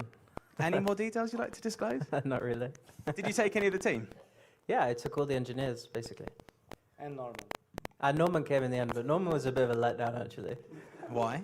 Well, day 2, he was already wanting to go back to the hotel at lunchtime. You couldn't hack it, couldn't hack it. How long did it actually take for the achievements of last season to sink in? Because I'm sure you were on a high for quite a long time. Yeah, I think after Berlin, obviously, there was a week of kind of letting it settle in. And then obviously the way that we finished the season in London wasn't ideal, so there was part of me that was a little bit frustrated after the season finished, and I didn't want to finish the year like that. But I think a week or so after, I kind of got over the disappointment of London and then the recognition of what we'd managed to achieve. So yeah, I would say it was more the week after Berlin where everything kind of settled in, and then it was actually a nice wake-up call in London to kind of be focused and ready for this year. All of our questions and answers will be translated by our esteemed translator here, just to remind you. Bien, Answers will be translated by our esteemed translator here, just to remind you.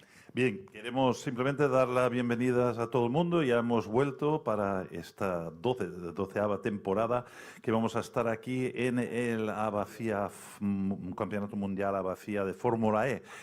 Tengo aquí a 3 de los pilotos y a continuación tendremos también a 3 de los jefes de equipo. Voy a empezar con Oliver. Oliver, ¿qué tal te fue? ¿Llevaste a gente? Bueno, me llevé a los ingenieros, también a Norman, pero fue muy aburrido porque ya a la hora de comer, a la hora de mediodía ya quería irse a la habitación. Bien, hablando de la temporada pasada, ¿qué tal? ¿Cómo tuvisteis una buena temporada? ¿Cómo te sentiste lo que conseguisteis?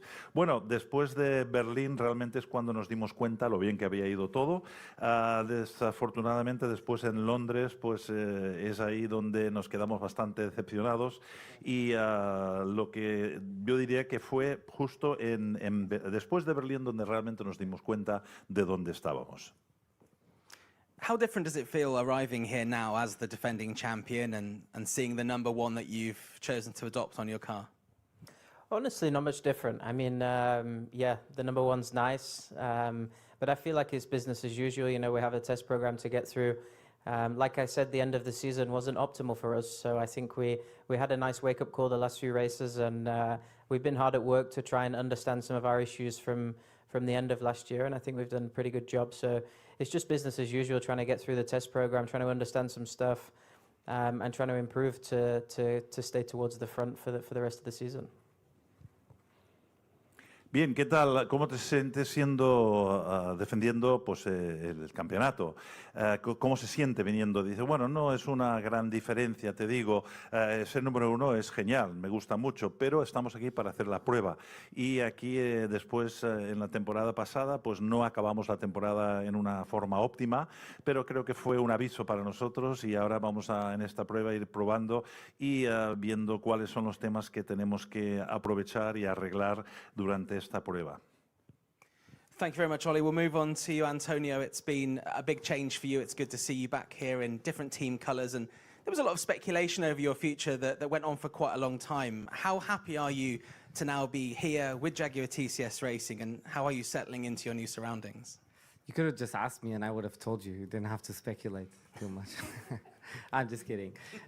No, it feels good to first of all just to be back in Valencia. It's like first day back at school, and you get that preseason vibes, and we're getting close to a new season and a new you know, few months of fighting with these guys on track. So looking forward to that. Yeah, it's been an exciting month, you know, since I've joined the team. A lot to learn, a lot of people to meet. And yeah, and then we arrived here in Valencia with a big test item plan, a big program to get through and really understand what works in what track and what track conditions. So we're going to be trying things that work, trying things that don't work, but it's mainly just to kind of open my toolbox here and just get myself and the team ready for the season. You know, we're getting at the end of this Gen 3 era. Everybody's very competitive, everybody's very close together, so a couple of tenths make a huge difference. So it's all in the details, And yeah, I'm playing a little bit of catch up, but it's been a very, very fun challenge so far. Bien, esta pregunta para ti, Antonio. Bueno, vemos que esta temporada es nueva para ti en el hecho de que estás con un nuevo equipo. ¿Cuán contento estás el poder estar con Jaguar TCS? La respuesta, pues bien, estar aquí en Valencia realmente es maravilloso. Es como ir el primer día al cole, volver a revivir toda la emoción de una nueva temporada y es muy agradable estar aquí peleando con todos estos. Va a ser un mes muy emocionante y estando aquí estos días pues tenemos mucho que aprender tanto ahora como después. Tenemos un gran programa para el equipo y queremos ver qué es lo que funciona y en qué pistas funciona mejor. Voy a utilizar todo lo que tengo en mi caja de herramientas para intentar estar preparado y obviamente con los coches de Gen 3 estamos todos muy ajustados y se trata de pequeños detalles que pueden diferenciar entre unos y otros. You've obviously seen how strong Jaguar TCS Racing have been over the years. You've raced against them. How confident are you that you can come in and compete? Obviously, it's a big change for you. And I know the team is still being eluded by that Drivers' Championship. Is there a chance you'll be in the mix? Well, hopefully, that's the goal. You know, far from me to start, you know, getting out the book of excuses, but it's going to be a little bit of a tough road just to get on top of everything in the short amount of time that we have. But you know, I'm a very ambitious driver and athlete, and so is this team.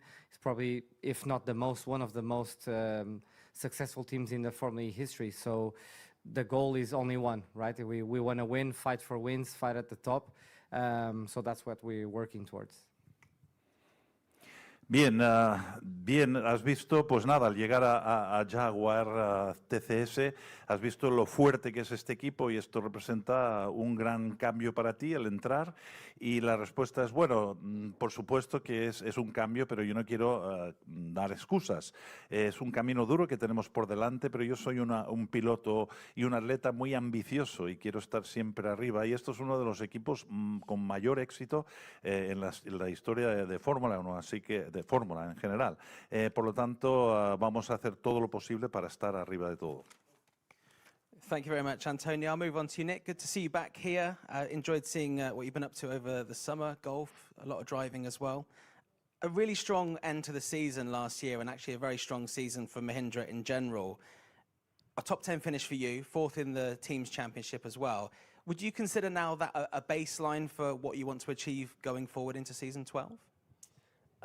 Yeah, we would certainly like to conquer that as a baseline. Obviously, we can't take anything for granted in this championship. It's extremely competitive, and as both drivers already touched on, it's the end of the Gen 3 era, which naturally kind of clusters everyone closer together. So I think if it's one season wherein you want to be, you know, prevailing, then this is going to be probably the hardest one.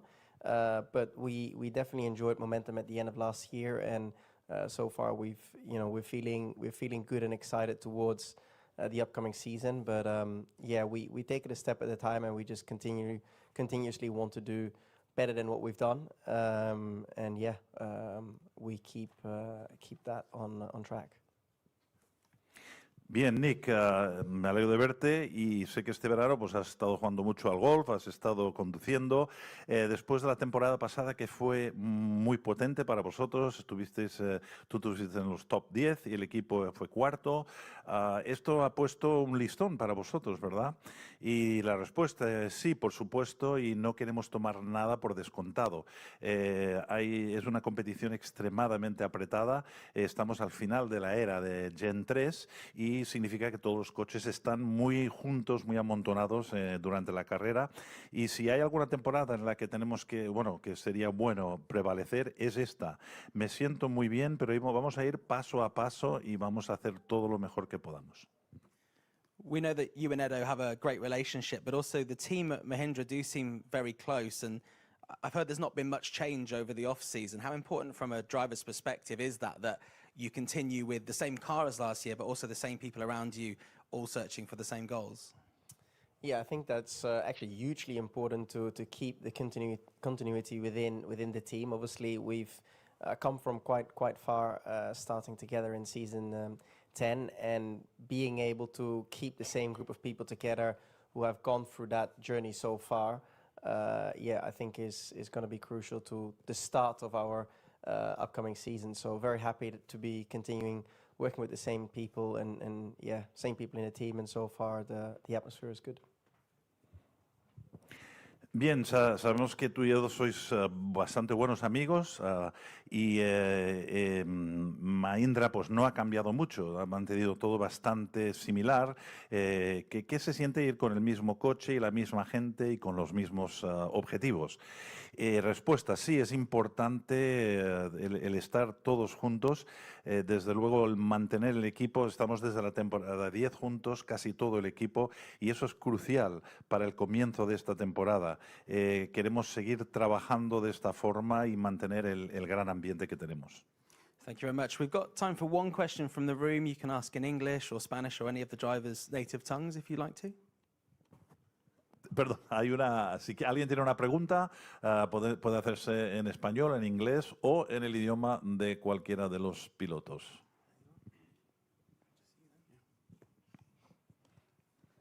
Nick Golding, Racing News 365. Question to all three of you. Obviously, with testing going to Madrid last year, this is the first time we've seen the Gen 3 Evo in Valencia. What's the car felt like around this track, and would you like to race it around here? It feels obviously a little bit more grip than the previous time we were here, so that comes mainly from the tyres. I personally I think I've done 2 4-wheel drive laps, so I don't have the most experience over the last day, but for sure the speed's a lot better, and the performance of the car, I think, what is the lap time? Maybe 3 seconds faster than when we were here the other year. We were very far. Yeah. So I think 3 seconds, so it's a decent step, yeah. It's mainly the tire, and you kind of have to adapt the way you program your test items for the day, just because the tires obviously are a bit more performance when they're new, and then there's a little bit of a drop. But they've been behaving really well and kind of stabilizing, so it's quite useful to try things on the car. But the tire is the biggest thing, and just adapting to that. Thank you. Bien, la pregunta es para los tres. Después de años donde habéis hecho las pruebas en Madrid, ahora estáis por primera vez aquí con Evo en Valencia. ¿Qué tal? ¿Cómo os ha ido? La respuesta de Oliver es de que, yo he hecho 2 vueltas sobre todo con el 4-wheel drive, el marcha 4 ruedas, y las vueltas que he dado he notado que hemos ido más rápido. He preguntado a su rival y parece que sí, que 3 segundos son lo que están detectando todos, así que es mucho más rápido. La respuesta de Antonio, yo creo que se centra sobre todo en los neumáticos, y esto es algo que tenemos que programar, tener esto en cuenta. Los nuevos neumáticos obviamente pues dan un mejor resultado y tenemos que ver exactamente cómo gestionarlos, y para mí aquí es un buen sitio para probarlo, y para mí eso es lo clave, los neumáticos. Thank you very much. Thank you very much to our drivers. Our team representatives will be taking their seats in just a second. Thank you.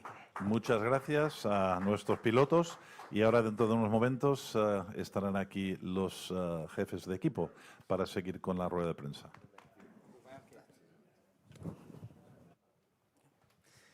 Well, welcome to our team representatives. We have Roger Griffiths from Andretti Formula E team, Phil Charles from DS Penske, and Florian Modlinger from Porsche Formula E team. Roger, I'll start with you. Big season for the team. You've got a big new signing that I know a lot of people are going to have eyes on. Felipe Drugovich has been a driver that's been looking for a home for a long time, and you've given him that home. Yeah, no, we're very happy to welcome him to Formula E. I mean, he's put in a few appearances over the last year or two in various rookie sessions, and obviously made his race debut in Berlin. I think he's a driver that, he's been a little bit overlooked over the last 2 or 3 years. Somewhat parked in a reserve role in Formula One. Whilst he's had some experience in sports car racing, he hasn't had a consistent racing program, and I think that opportunity that we've given him to have that racing program has really sort of energized him. And he was sort of talking about how when he was doing the Formula One simulator sessions, it was maybe not so much fun because he was preparing a car for somebody else. Whereas now he's coming on to our simulator and he's realizing that all the time he puts in is benefiting himself, and his teammate Jake, of course. But so he's got a fresh outlook on it. He's super excited about the opportunity. In some ways, I'd really wish that his home race wasn't the first one. But, I think by the time we get down to Sao Paulo and he's completed a week of running here, he'll be ready to go. I mean, I think he's got a lot of learning to do compared to some of the other drivers, particularly around the nuances of the tyre. I mean, there's some drivers here that have done, hundreds, if not thousands of laps around Valencia. So he's not yet into triple figures, I don't think. So he's still got a bit of a way to go. Bien, estamos contentos de tener aquí con nosotros a tres de los jefes de equipo. Tenemos a Roger Griffiths de Andretti Fórmula E, a Phil Charles de DS Penske y a Florian Mondlinger de Porsche Fórmula E Team. Y bien, la primera pregunta es para Roger. Roger, habéis fichado a un fichaje muy importante este año, tener con vosotros a Felipe Drugovich. Ahora lo tenéis con vosotros. ¿Qué tal? ¿Cómo ha ido eso? Bueno, estamos muy contentos, estamos muy contentos de tenerle aquí con nosotros. Él ha estado pues dando algunas vueltas, lleva tiempo que no ha acabado de aterrizar del todo, pero estamos muy contentos de tenerle porque pensamos que es alguien que no se han fijado lo suficiente en él y no ha tenido tanta experiencia, y por lo tanto el traerle a nosotros nos da esa oportunidad de ofrecerle a él la oportunidad de coger esa experiencia. Le ofrecemos eso. Yo sé que cuando él estaba en el simulador pues lo hacía, pero no estaba contento porque sabía que estaba preparando el coche para otra persona, pero obviamente ahora lo hace para él y para su compañero Jake, y por lo tanto lo toma con muchísima más ilusión. Él le sabe mal que la primera carrera no es en casa para él, pero bueno, cuando llegue estará muy bien. Yo creo que dentro de poco, en unas semanas, tiene mucho que aprender, pero hay otros que han estado aquí haciendo más de 100 vueltas seguro en su trayecto en Valencia, y él pues es la primera vez. Por lo tanto, aquí tendrá mucho que aprender y conseguir. Very impressive. That was incredibly impressive, wasn't it? Roger, how do you look back on last season? Because there were 3 podiums, but it felt like that wasn't a true representation of your performance as a team, and I know you'll be wanting to put that right this season. It was a disappointing year. I mean, it's the first year that we've not had a race win in a little while. We can look back at any number of incidences that occurred, reliability, some off-track stuff that really didn't go to plan. You can always do the what-if scenario, and if this had happened and that had happened, maybe there was a P3 in the championship for the team. We lost a race win in Monaco potentially with Nico when the boost charger failed. We had an opportunity of a race win in Jakarta go by the wayside with Jake, and he got confused which button to press coming out of the yellow mode. So we squandered some opportunity. We had some reliability challenges, but we learned from it. We put that behind us and we focus forward on what this season can bring. Bien, Roger, quería preguntarte acerca de la temporada pasada. ¿No fue todo lo que os hubiera gustado? La respuesta de Roger es que sí, fue muy decepcionante. Hacía mucho tiempo que habíamos pasado una temporada pues, sin victorias como esta, y ocurrieron muchas cosas fuera de la pista, cosas que no estaban del todo bien. Por ejemplo, en Mónaco pues falló el booster, la carga, y eso nos hizo mucho daño porque íbamos muy bien. Y por ejemplo también Jake apretó el botón, se equivocó, apretó el botón equivocado cuando salió del amarillo. Y bueno, tuvimos algunas oportunidades que desperdiciamos, digamos. Pero bueno, estamos muy ilusionados con lo que podemos hacer y vamos a centrarnos en esta nueva temporada. Thank you very much, Roger. We'll move on to you, Florian. I'm sure the celebrations after London continued for a very long time. How does it feel to be... You seem like you might want to tell me something there. You can choose to tell me when I finish the question. How does it feel to be back here for pre-season testing, knowing that you are the team to beat from last season? Yeah, first of all, welcome everyone to the new season. The celebrations were not that long, were quite short, because we have to focus on the next steps. We are happy to be here again and to start into the season. And yeah, feels different to be in the hunted position, but we are not underestimating anybody here in the series. The competition is so close, and we need to have the heads down, full focus. It does not count what was in the past. We are looking forward and try to fight again for the titles until the very end. Bien, Florian, quiero preguntarte acerca de la celebración después de Londres. ¿Qué tal estar aquí de nuevo y para las pruebas y ser el equipo que hay que vencer, ¿no? La respuesta es de que realmente no queremos, o sea, tuvimos una buena celebración, pero no duró mucho porque ya nos pusimos a trabajar en los siguientes pasos. Estamos encantados de ser el equipo a batir, pero no queremos subestimar a ninguno de los equipos. De hecho, vamos a seguir con un enfoque total sobre lo que estamos haciendo y vamos a luchar cada carrera para volver a ser campeones. Nico Muller's obviously come into the team this summer and he's very familiar with the powertrain already. So how seamless are you expecting to be his transition from Andretti last year to Porsche this year? Yeah, there also thanks to Andretti for the past season. I think Nico is very familiar with the car, with the powertrain, integrated well already, to the usage of the car. And through the first simulator sessions and the first tests we had with him, he's, in my opinion, already well integrated in the team, which worked well. And looking forward to have him on the side of Pascal. And really optimistic for the new season. Bien. La pregunta es, tenéis a Nico con vosotros este año, ¿qué tal esa transición desde el equipo de Andretti al vuestro? La respuesta es, bueno, obviamente es un cambio para él, pero él sabe muy bien utilizar el coche, está muy integrado en el equipo y estamos seguros que va a funcionar muy bien.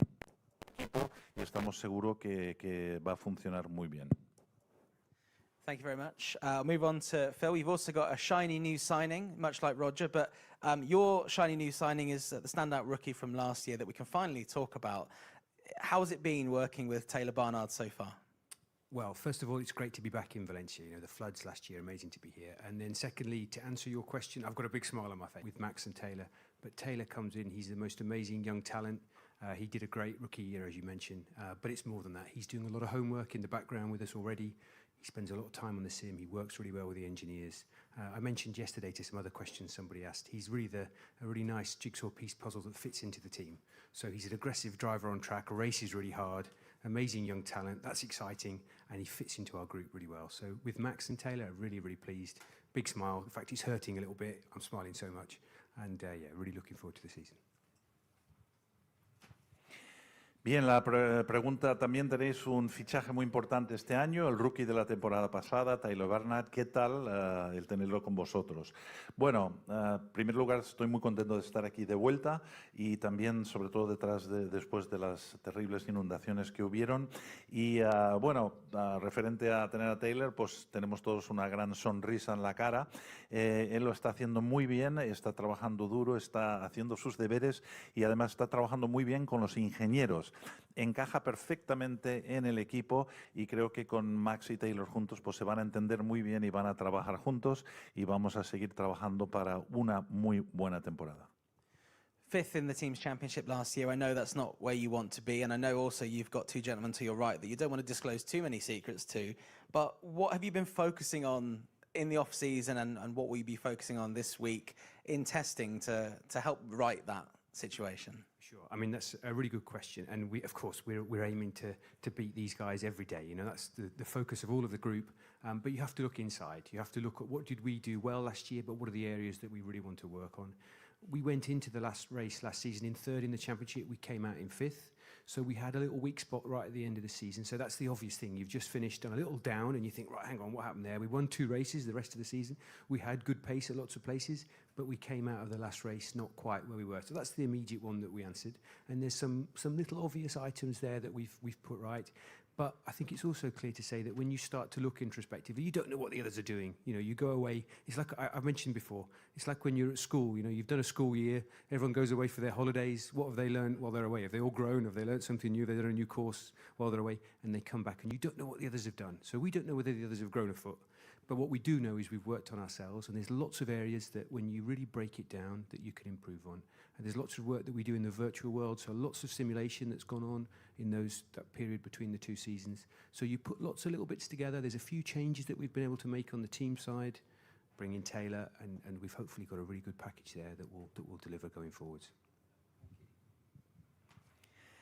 Bien, la pregunta para Phil, bueno, quedasteis quintos el año pasado, no es lo que os hubiera gustado. ¿En qué os vais a centrar durante esta semana de prueba? Bueno, sí, es una buena pregunta porque estamos aquí para ganar a todos los demás, esa es la motivación, ¿no? Pero sobre todo tenemos que mirar hacia adentro, tenemos que ver cuáles son las cosas que tenemos que arreglar. El año pasado pues estábamos a terceros, bajamos hasta quintos, realmente pues tuvimos una final de la temporada bastante insuficiente en lo que nosotros consideramos, pero creo que lo más importante es esa introspección. No sabemos lo que los demás van a hacer. Es algo así cuando vuelves del colegio. Has estado de vacaciones, no has visto a tus compañeros, tú sabes lo que tú has hecho, pero no sabes lo que han hecho ellos. Y nosotros hemos trabajado duro durante este periodo entre las temporadas y obviamente hay muchas cosas que podemos mejorar, pero hemos estado trabajando duro en simulaciones y en el lado del equipo, pues el tener a Taylor con nosotros es una gran ventaja y estamos muy animados para esta temporada. Gracias. Would anyone like to ask a question? We've got time for one quick question if anyone has one. Tenemos tiempo para una pregunta breve si alguien tiene.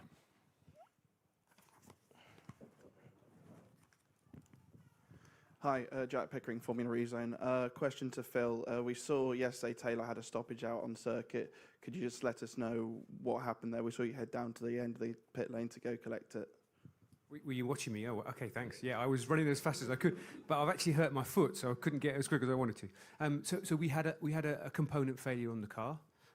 When you shake down new equipment, occasionally little things like that can sneak through. We shook down our cars in the last couple of weeks, but that component unfortunately just caused us a problem yesterday. I run as quick as I can because you always learn something from the scene. I like to look at the tyre marks because that can be a real indication of what failed in the order it did.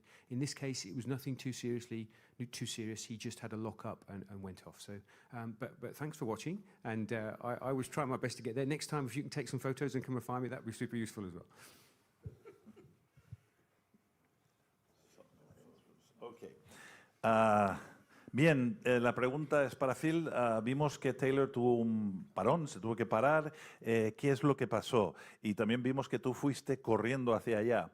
Y la respuesta es, pues sí, veo que estabas muy pendiente de lo que yo hice, pero no pude correr mucho más rápido porque me había hecho daño en el pie. Fue un fallo de uno de los componentes, una de las piezas. Habíamos hecho un buen repaso del coche, mirando todos los aspectos, pero se ve que eso se nos escapó. A mí me gusta ir corriendo al lugar donde sucede porque creo que de la escena se puede aprender mucho. Yo me gusta fijarme en las marcas de los neumáticos, pero bueno, esto es lo que hubo. Yo te doy las gracias por fijarte y la próxima vez, por favor, haz fotos de mí corriendo hacia el coche. Thank you very much. I believe that's all we've got time for. Thank you to our team representatives and thank you to everyone in the room. Gracias a todos, es el tiempo que tenemos y muchas gracias y buenas tardes.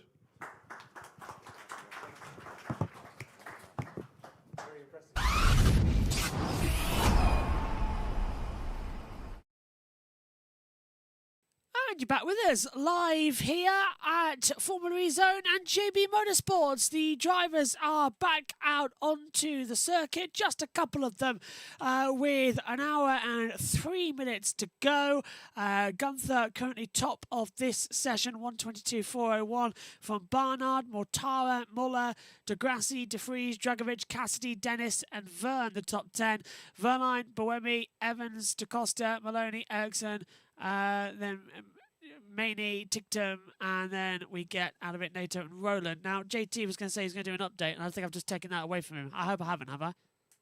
Well, I hope that Maney's not in Formula Maney. E. What was I hope that Maloney. is Marty. Yeah. We've only had 4 cars out on track, that being the 2 DS Penske's of Gunther and Barnard. Gunther still out on track. Barnard just come into pit lane a couple of moments ago. Also, the 2 Nissans of Norman Nato and Ollie Rowland both out on track, and that is the second DS Penske heading into pit lane of Gunther. Only the 2 Nissans out on track. It's been quite a quiet track since pit lane opened around half an hour ago. As I say that, we've got our first Jaguar out on track after the simulation race we saw a little bit earlier on. That is Mitch Evans, who is heading out on track. Omi's back with us as well, hopefully. He's gone back from the netherworld. What have you made so far today of all of the action that you've seen? The simulation race was quite entertaining in the end. Yeah, quite entertaining indeed as well. So it has been quite an interesting day. Plenty of running being done. And now it is time to see how the final hour is going to go of this session. So looking forward to it. And it's going to be interesting to see whether we're just going to continue the calmness of what we saw earlier on in terms of the morning test. Or are we going to get some surprises thrown in there? Well, I hope not any surprises, but then again, we know what Formula E is like, don't we? So they're still heading out there on the circuit. I believe there's some Formula E things that we might be able to take a look at with some cars being trackside. We'll keep an eye on that in the next few moments. But we've got Gunther still from Barnard, Mortar, and Muller and Degrassi, the top 5. The boys are out at the moment. They are finding information from what's happened so far in the day and getting some B-roll footage for us as well to play back in the action with 1 hour to go of the session. 9 times out of 10 is looking quite good, isn't it? But I'll tell you what though, JT, disappointing that we didn't have the actual Mortar victory and Nico Muller taking it in the end. Well, he did get given a drive-through penalty around lap 2 or 3, so they did have a large amount of time to take that penalty, which they didn't. They must have just thought it was a test message, and they didn't think anything of it. Yeah, that's the thing. You don't know what's real and what's not. Welcoming back into the FE bar, Johnny's back with us from this morning. Johnny, welcome. What did you make of the simulation race and of testing day 2 so far? Hi, Josh. Good afternoon. Good afternoon. Yeah. Yeah, the race was very exciting actually, to be honest, being a test race. So things are looking very promising. Mahindra, of course, is looking very promising as well. And as I said in the morning, watch out for Nico Muller. Nico Muller is going to outperform. I think so. Nico Muller is going to be the one to watch this season for Porsche. Muller winning as well coming through. But then having that, what do you reckon we're going to see from the likes of the Nissans who decided not to partake in that simulation race? Do you reckon they're sandbagging at all? I don't know. I can't say actually what are Nissan up to. But they are a strong team. They had a driver champion in Oli last year, so I don't think so they'll be sandbagging as such. Because you can't sandbag in Formula E. Normally, all the teams are very competitive. You take right up to Team Lola, which also got a podium last year with Degrassi, if I'm not mistaken. So it's very competitive. So there's no sandbagging, I think, so in Formula E like Formula 1. And what are you going to be looking forward to in the afternoon as well? What do you reckon for the rest of the test it could bring? I think so. The afternoon test, they're going to check maybe the efficiency of the cars. I'm not sure. I'm not that tech pro in tech knowledge, but I think so. They're going to test the longevity of the battery, how they fare for the long runs. Hopefully, let's see. And going forward as well, do you think that we're going to see Mahindra towards the top of the boards as we get into Sao Paulo and the rest of then next year in Mexico? Most probably, because I think so. They have been like in top 5 most of the test till now, from yesterday till today. Even now, currently Motora is 3rd and Nick De Vries is 6th in the standings right now for the test. But you can't judge on the basis of testing, because you'll come to know once we get to Sao Paulo on the first practice. First practice will come to know most probably the standings. But hopefully, I'm really hopeful that they are in the top 5 at least for Sao Paulo, and they carry forward that form throughout the season. Well, I'd like to thank you as well, Johnny. I hope you can have a great rest of your day. And are you up to anything interesting? One thing I wanted to Pico earlier mentioned we should have longer races. And I would like second his opinion in that. I think maybe we can have something like how Formula One is to have, refueling of cars. We can have the pit boost and like a mandatory pit boost. But the timing of pit boost should be like how much you want to charge the battery, and then you can go full on without thinking of conserving any energy. Something like that.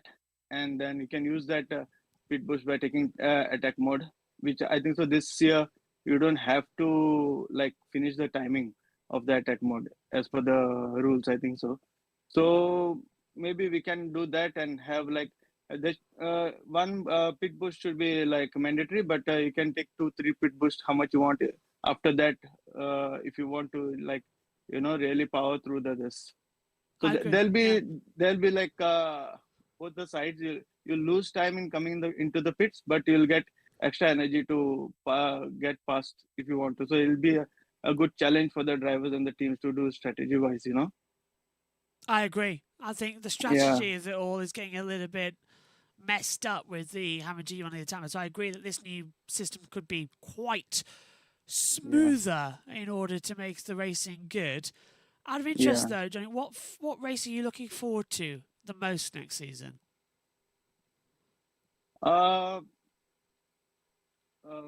Exciting race. Sao Paulo is one of the most exciting races. It's like the beginning one. Are they going to? They're not going to Interlagos, right? No, they're going. They're at. No. They're still at the infield section. I can't remember, near the hotel area. Yeah. Interlagos was a good circuit, even for Formula One. It's a good circuit, but I was like, one more circuit I would love Formula E to go is Baku. Yeah, that would be epic. Baku was very like So and it would add another spot for the calendar. Well, we need to have more circuits coming into the calendar. We can't just have like 4 or 5 circuits and having double headers and like the season is over. If we want to really grow, Formula E has to like try and find more circuits to get in and make the season a little bit more longer.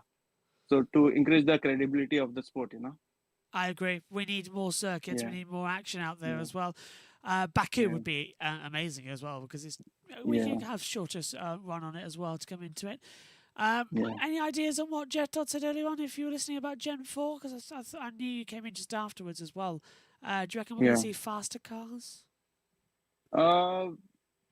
Faster cars, maybe, but I would prefer them having more like range, more longevity, less of conservation, if that is possible. Like I think so there are batteries already been developed which has more range currently than what the Gen 3 Evo is having. So maybe they can introduce some battery which has a little bit more range, and then we can get a little bit longer races compared to the ones which we are having right now. Well, I hope you have a great rest of your day, my friend, and make sure to come in and join us tomorrow for the action. Yeah, thanks, Josh. Thanks, Josh. Pleasure. See you tomorrow. Yes. Take care. Bye-bye. Bye-bye. Wonderful as well to hear from Johnny in the FE bar. If you want to get your voice heard and get your opinions out there about this season, you can join the FE bar as well in the main chat room. Okay, Omi and GT back with us now up here with 53 minutes to go. A few cars out there on the circuit, just 3 circulating. Dennis, Vern and Evans. Omi, out of interest, what have you made of Jose Maria Marti in his first few days of running? Is he going to be easing himself into it, or is he ready to hit the ground running? Well, I think a bit of both for Pepe Marti. Looking forward to seeing what he's going to be able to do. But yeah, I think the race trim showed that there's a lot of learning to be had when it comes to that. In terms of the lap times, you can't really judge too much into testing. It's all about just getting the experience in. But you can definitely tell he's more on the side of there is a lot to learn. There is a lot still to be had across this test for the Spanish driver. So looking forward to seeing what he'll do overall. So should be quite exciting, should be quite interesting. And yeah, he'll be an interesting driver across the season, I'm sure, as well.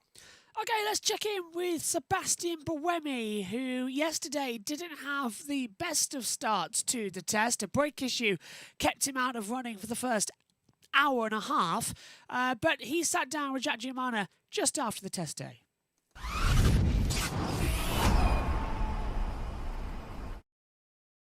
So, how was your first day? Obviously, it wasn't an ideal start. You weren't on track for the first hour. I don't know if you can explain a little bit more about that, but how was your first day back? Yeah, it was basically the first day back in the car since London for me. I didn't get any testing in between, so of course missing an hour was not really nice. We had a small issue on the BBW, so we had to change it, and it's a pretty long change. But once it was changed, it was okay. So just a bit behind in terms of setup development and the run plan, but still at the end we were able to do some laps in 350 and 300. We were able to gather some good data, so not too bad considering we missed quite a bit of the session. Yeah, talk to me about the run plan. Obviously, it's not a evolution in terms of revolution. Sorry, is a better word in terms of the Gen 4 next season. It's Gen 3 Evo. It's just software development. What is the plan? How do you think you guys can get better this week? Yeah, so basically in the off season we've analyzed a little bit our weaknesses, which is mainly consistency in qualifying laps, not really able to put the lap together, and obviously I'd say that the racecraft was not bad, but the qualifying performance was poor. So we've brought some upgrades on the software, some different things to try to make it easier for me to do a good lap at the limit, and I feel like we will test all those things that we've thought about and worked on since London. We did today already a few things which I think worked well. The correlation with the sim also worked well, so we will continue to go deeper into those upgrades, and hopefully by the end of the week we'll be happy and ready for Sao Paulo. Yeah, just finally on me, obviously we had a small regulation change with the attack mode, and if you don't run out of time, it's okay. Do you think there'll be like some loopholes there in terms of just running to the end of the race, take it on the final lap, and then all okay? I think that could be a very bad thing to do, to be honest, to take it at the end, because you'll get the loss of taking it, but you will not get the advantage of using it. And now with the four-wheel drive, it's such a big advantage to actually use it that if you would not be obliged to activate it, it's one thing, but because you have to activate it, you better use it. So for sure, I think people may delay the activation a bit compared to what they did this year, because this year you would have got a penalty if you were not able to use it fully, which is not going to be the case in the future. So it will incentivize people to wait longer to use the second attack. However, you still want to use it because it's a good gain. You can overtake a lot of cars with it. All right, thank you very much. Cheers. So back with us now as we get ready for the action, and now we're going to have Evans on top from Gunther, Barnard, Mortara, Muller, the top 5. Track's getting a little bit more juicy there, JT. Do you reckon that they will have a blast around in the next 45 minutes? They'll try some long run paces, or maybe just some short quali runs? Yeah, well, coming across the line at the moment is Vern and Mortara. The two Lolas have headed out to join them. It's Marty as well from Cooper Kiro, and Ollie Rowland just joining the circuit out of pit lane. So let's go back to this morning, because while we were waffling in the last half an hour of the session, Jack Pickering was able to catch up with the Formula E CEO Jeff Dodds and picked his brain about what it's like running Formula E and what we can look forward to coming into the future with Gen 4 and future tracks. Here he is. Percy, how are you? How are you? How was your off season?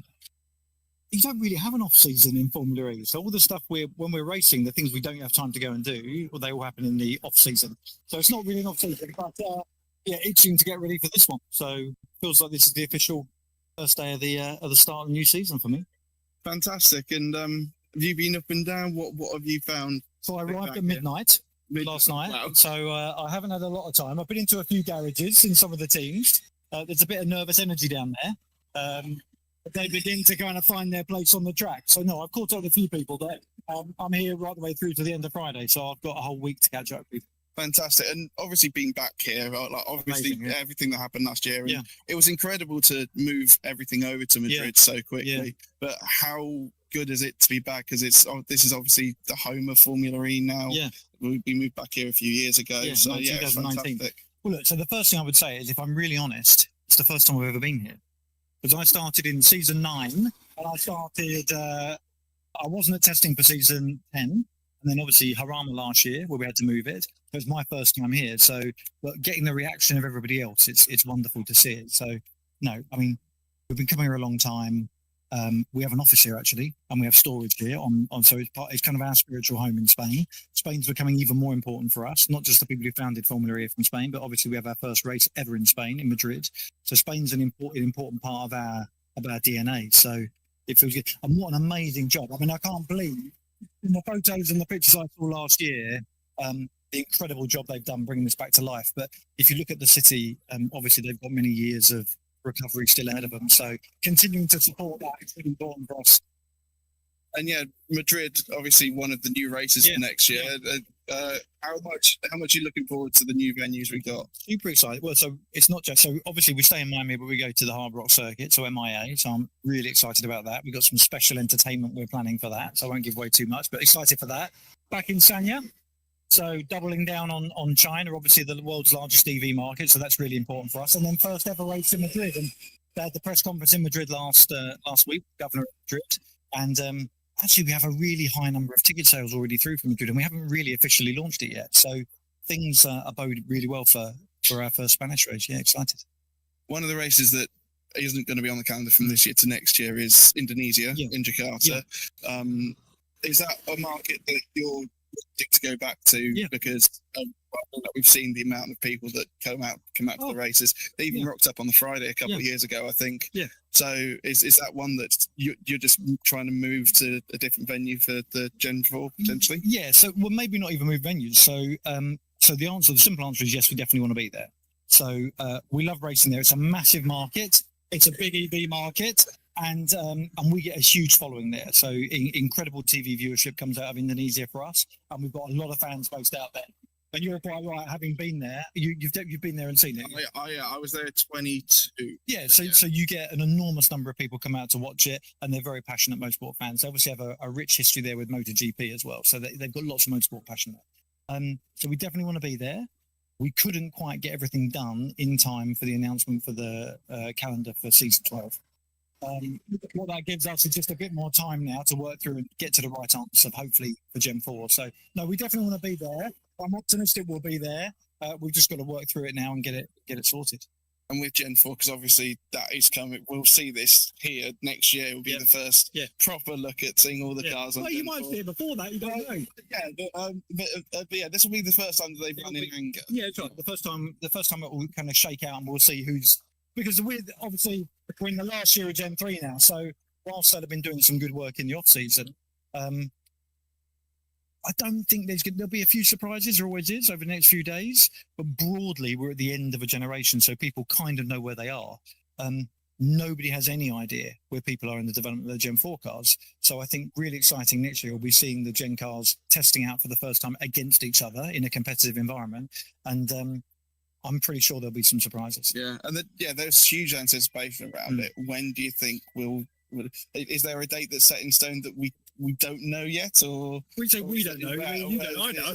Well, yeah, you know. But when can you give us a rough time of when? We'll see it? So a logical. So in terms of beginning to see a bit more of what the car might look like, in a very curated way, you'll probably see that over the coming weeks and months. And then the first time you'll see a car, most likely on track for demonstration purposes, officially, will be, I would think, around Easter time of next year. And then obviously the cars are out testing from then onwards. You know, their own manufacturing teams testing will happen from then onwards, right the way through to this kind of time next year when you'll see the official test. So you won't have to wait long to see what a car might look like. But seeing it on track, you might have to wait a few more months. One of the things we've had to, we're producing, we're doing live streams of every single session, so and then so that people get to hear about everything that's happening. One of the things that we've heard from quite a lot of the people in the chat is we'd like to see a support series at some point. Is that something that's kind of on the radar for FE? Maybe not Gen 4, but certainly in the future. Yeah, but there are flavors of support series. So there's a support series which is a single makes a support series. So you know that. And I'm, by the way, don't read into any of this. I'm just speculating. So there could be a Porsche support series or a Jaguar we've had in the past, or Cupra, or Mahindra. So there's a single make support series. Then is there an opportunity to do a FE2 in the way that you get F2 against Formula One, or we get F4, F3, and F2? Is there an opportunity to do that? We've always said the first chance to do that realistically is after you launch Gen 4. Because then you have another car available to do a support series with, which is a Gen 3 Evo car, which is a great car, by the way, an absolutely great car. So that's the first logical point to do it. We don't have anything to announce at this stage, but there's definitely work going on to understand what that could look like. Awesome.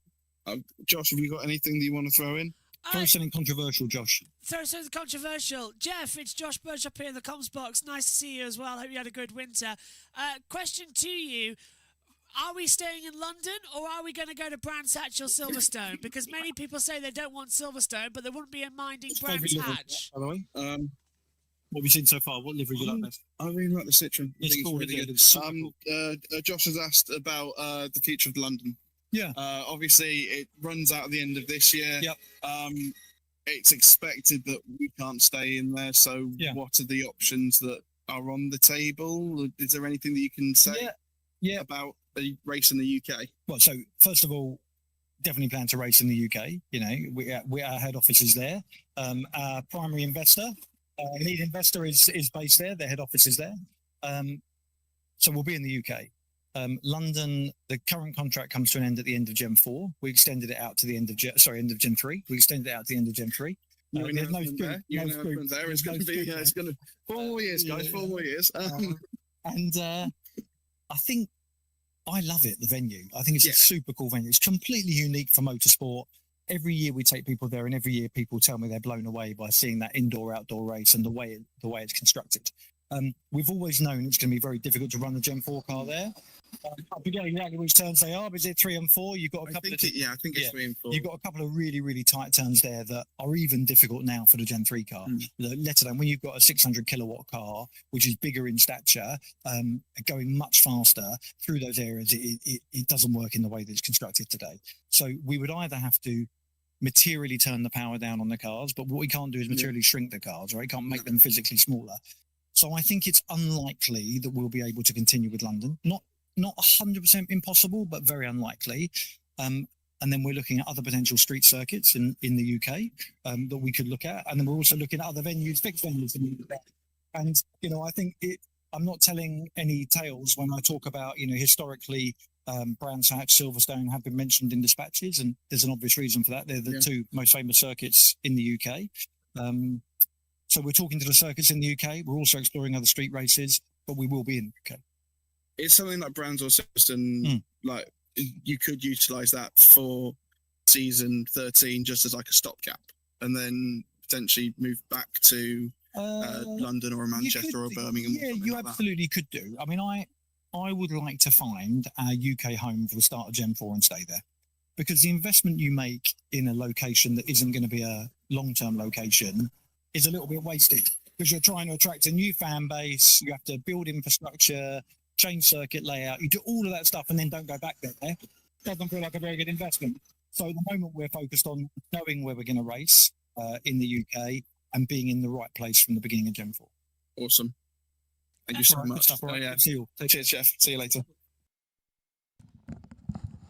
FIA CEO for Formula E as well, Jeff Dodds there. And, well, JT, you didn't hear that this morning.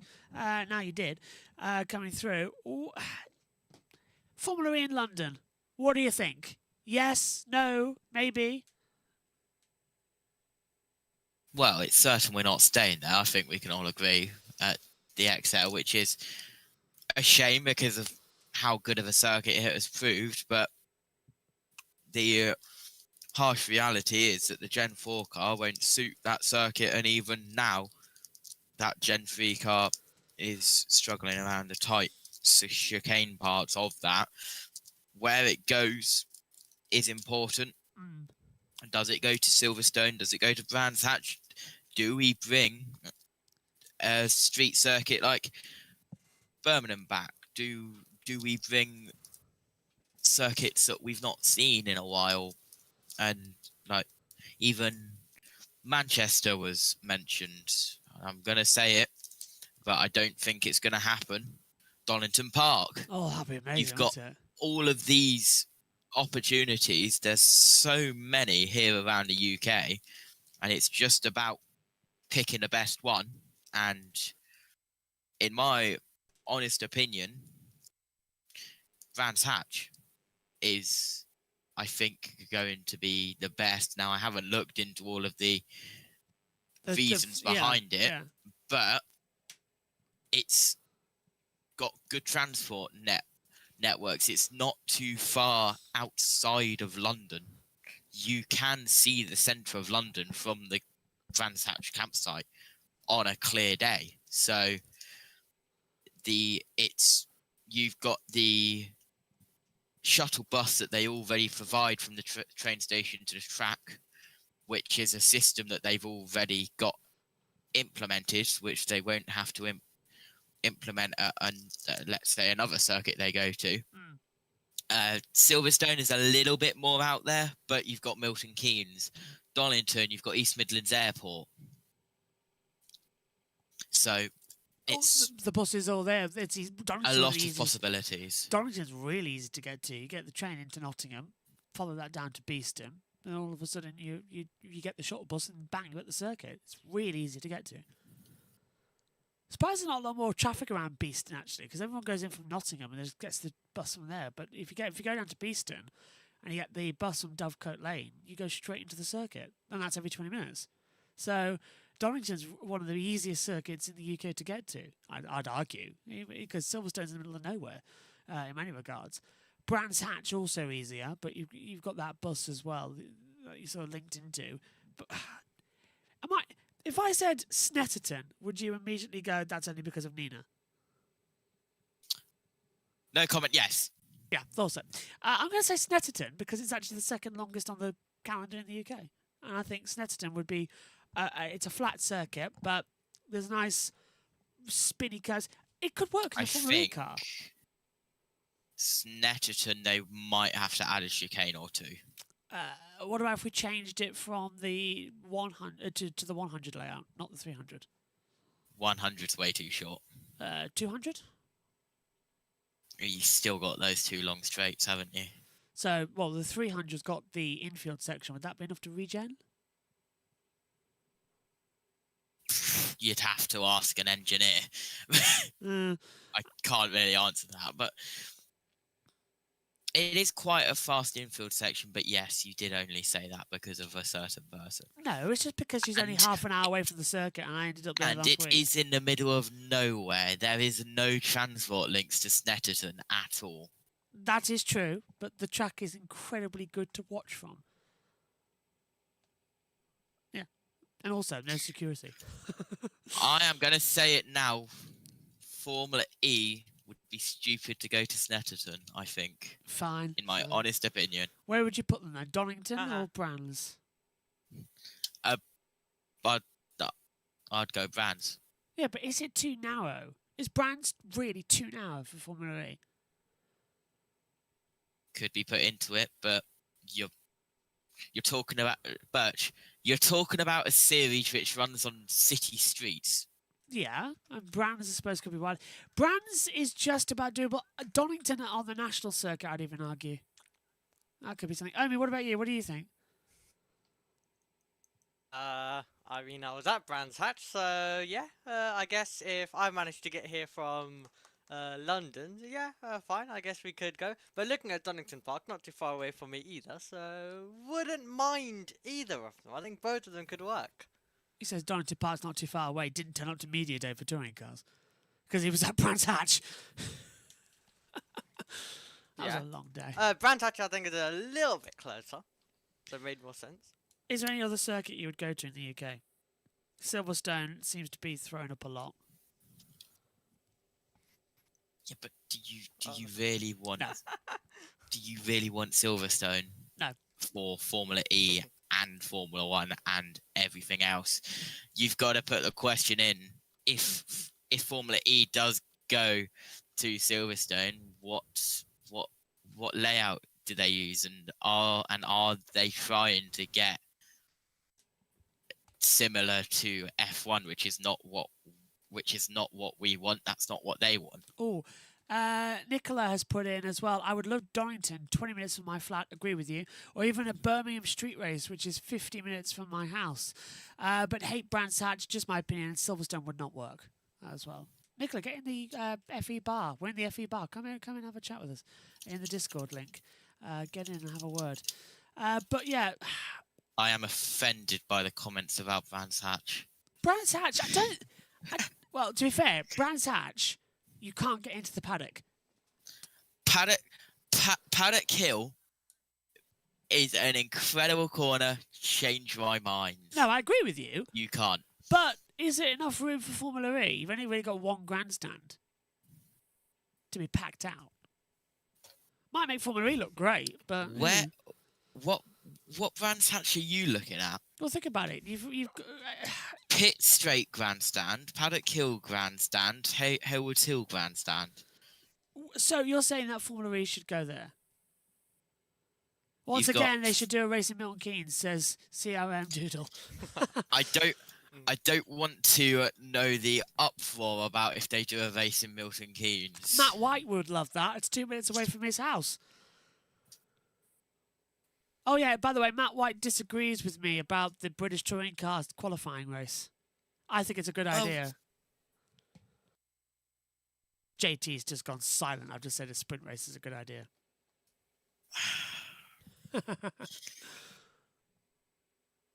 Right, we've both. Saturday a bit more interesting. Sorry, JT, we've both been to the touring cars on a Saturday. How bored do we get? Well, I'm actually gonna put something in. Yes, this year has been incredibly boring for Saturday at touring cars. That is because they had the Toka Junior Championship disappear. Yes. And they didn't have time to replace it because everything was set. But some of the support races are good on a Saturday, and I think we just need more on a Saturday, which they have done, but you could argue in the right way, or you could argue in the wrong way. We've got Gunther, who is using attack mode in towards turn 1 and up the straight towards turn 2. We'll keep an eye on him. He's currently in 5th place. Other cars out on track is Evans, Mortara, De Vries, Dennis, and Dan Ticktum heading in towards the final chicane. I think we should start a poll in the FEZ YouTube chat. Well, where do you want to go? Brands Hatch, Donington, XL, or Silverstone? Because I think they're the ones that we want to go. Or if you want to help... We can only have 4 options in a poll, so I'm going to open it a little bit more. We're going to do a Q&A. I think Pico's phone's finally given up. Q&A. Okay, fine. Q&A. Q&A. Where do you want to go? Half an hour to go, by the way, everybody. Half an hour. Yeah. Gunther's on an interesting lap time, as JT said. 27.8 first sector, 29.7 in the second sector. He comes out now down towards the chicane. Looks to be okay. There we go. Where do you want Formula E to go in the UK after XL? JT has asked that question. Get them in, and we will answer them live on air. Over the line, Gunther goes up to fourth, 1:22.088. JT, the times are not as fast as what we saw this morning, so everyone's on a long run, I think. Noted. So, get your questions in. We want to know, where do you want Formula E to go in the UK? Or, if you are watching from outside of the UK, where do you want a Formula E race as well? Just put that in the comments as well. We'll bring that up. Many people have said that Indonesia has gone. I'm sad as well about Indonesia being gone. That is a shame to have that one come through. Okay, so we're all set then, ready to go. We're in the live chat as well, everybody, so keep an eye on it. Would be quite... Nicholas says, if we go to Silverstone, could use the old layout. So the one before the loop section. Does that still exist, JT? I don't think it did. The track's still there, but it's not been modified in over a decade now, has it? Well, 15, 16 years hasn't been used? The international layout? The one through Bridge into... Priory. Yeah. They don't use that for active competition, I don't believe. Still, if we could use it, I probably would. I miss Priory. I miss Bridge and I miss Priory. Flat out corners at Silverstone. I think it was criminal to remove them for the Wellington Straight. They could have kept them. We didn't need to modify the circuit. Okay. Okay. JT, you've got more coming in. What is this? Racing lines. Well, I love how it's it's because it's the Q&A. It says, Racing lines asked, no. Racing lines answered. Darlington, just for the nostalgia of early Formula E. Yeah, first ever simulation race took part at Donington Park. It used to be the old home. There used to be the FIA buildings there for Formula E. And it's now, I believe, JT, correct me if I'm wrong, is it Renault now who own that building? Say that again? The Formula E their building. The Formula E building where? In Donington Park. Believe there's definitely something in there. CRM Doodle said Brands Indy with a chicane on the Cooper Straight. That is possible because of the escape road they have on the Cooper Straight. Ooh. That is a very good shout. You have the escape road into the back of the paddock, the Grand Prix paddock, where they actually deploy the safety car from, and they recover it there. Good shout, Nicola. Saying, I would love it to go to Donington. I love the track, and Silverstone I would not be able to go, and it would lose UK fans, as I had this conversation with friends. I think that could be coming in. Radical, that's it. Thanks, Racing Lines. It's Radical that are in at Donington. I don't know what Jack just said about this one.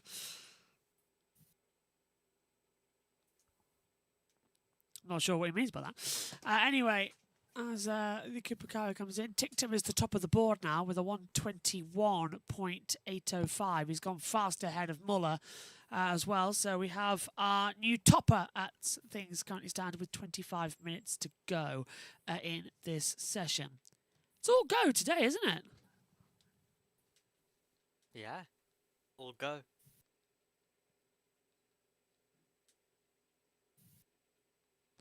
Keep your questions coming in, and we will answer them here on the FE bar.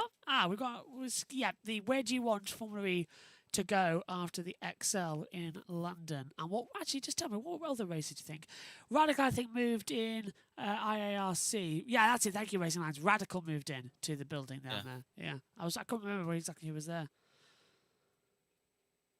My mic must have played up when I mentioned Radical. Sorry, I didn't hear you say Radical. No, because I did. JB, you are the mic person. What is going on with my microphone? Nothing now. It's fine. No, but like throughout this whole last month, what's going on with it? I would say that there's an audio thing tripping it on the okay. gain. That makes zero sense to me. But If thank I you. was there, I could fix it. 0 cents. If I was there, I could fix it. Sure, buddy. Yeah. Going through the final chicane, Felipe Drugovich in the 28 car. We've also got Zane Maloney on attack mode. Going through the final chicanes, currently 8th place. Doesn't gain any position. It's Dan Tickter at the top, by the way, 121.805. Times are coming down, and he's just done the fastest first sector, actually, as he's on a full power lap, 27.6. Second sector's a 29.7. So Tickton might go faster here as he comes out of turn 12 down towards 13, 14, 15 chicane. So here he goes, up towards the line now. And the lap time is a 121.746. He goes faster by another tenth of a second. So times are looking good here at the moment. Omi, Dan Ticktum, what do you think of him in Formula 2? What do you think of him now in Formula E? Well, quite an interesting character. Quite an enjoyable character. Keeps you quite entertained. Everyone was loving the George Russell videos in Formula 1. He but, you know, enjoyed the sim permanently race, gets that. didn't he? Yeah, I know, right? Absolutely. So yeah, great to see Dan Tickton at the top at the moment. Of course, we discussed it in detail yesterday about him as well. So yeah, at the top at the moment. We were talking about his possible title challenge if things could just materialize for him. But yeah, looking good, and of course he's always gonna have that. One thing of always being loud over the radio, but I think that's what makes Dan Ticktum Dan Ticktum.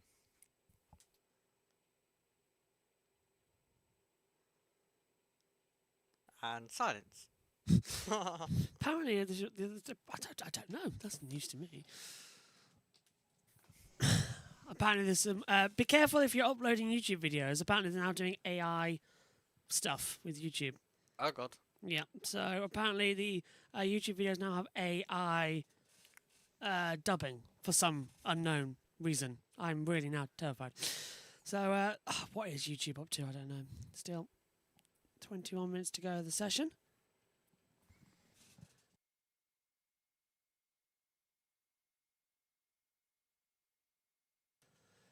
So, Nikolai's asking, how are you guys? Interesting, I think is my word. Very tired after today. A lot of running, 6 hours. How are you, JT? You feeling better? I'm alive. He too was sick this morning. Omi, you've just been fine. That's what happens, I guess, when you're up with the Americans all night and only get like 2 hours sleep, and then you like wake up. Brilliant. What were you doing just with the not feeling Americans? 100%. So I saw that on Sky Sports Plus after the thing that I watched, it was the NBA. So I just spent multiple hours in the Twitter group chat that me, Matthew, and Seth have just taking the just having a little bit of fun with the Americans, let's say, and quote unquote commenting and commentating on the NBA game that I was watching. We went into tons of topics. We went into Brisker F1, but that's no surprise at all.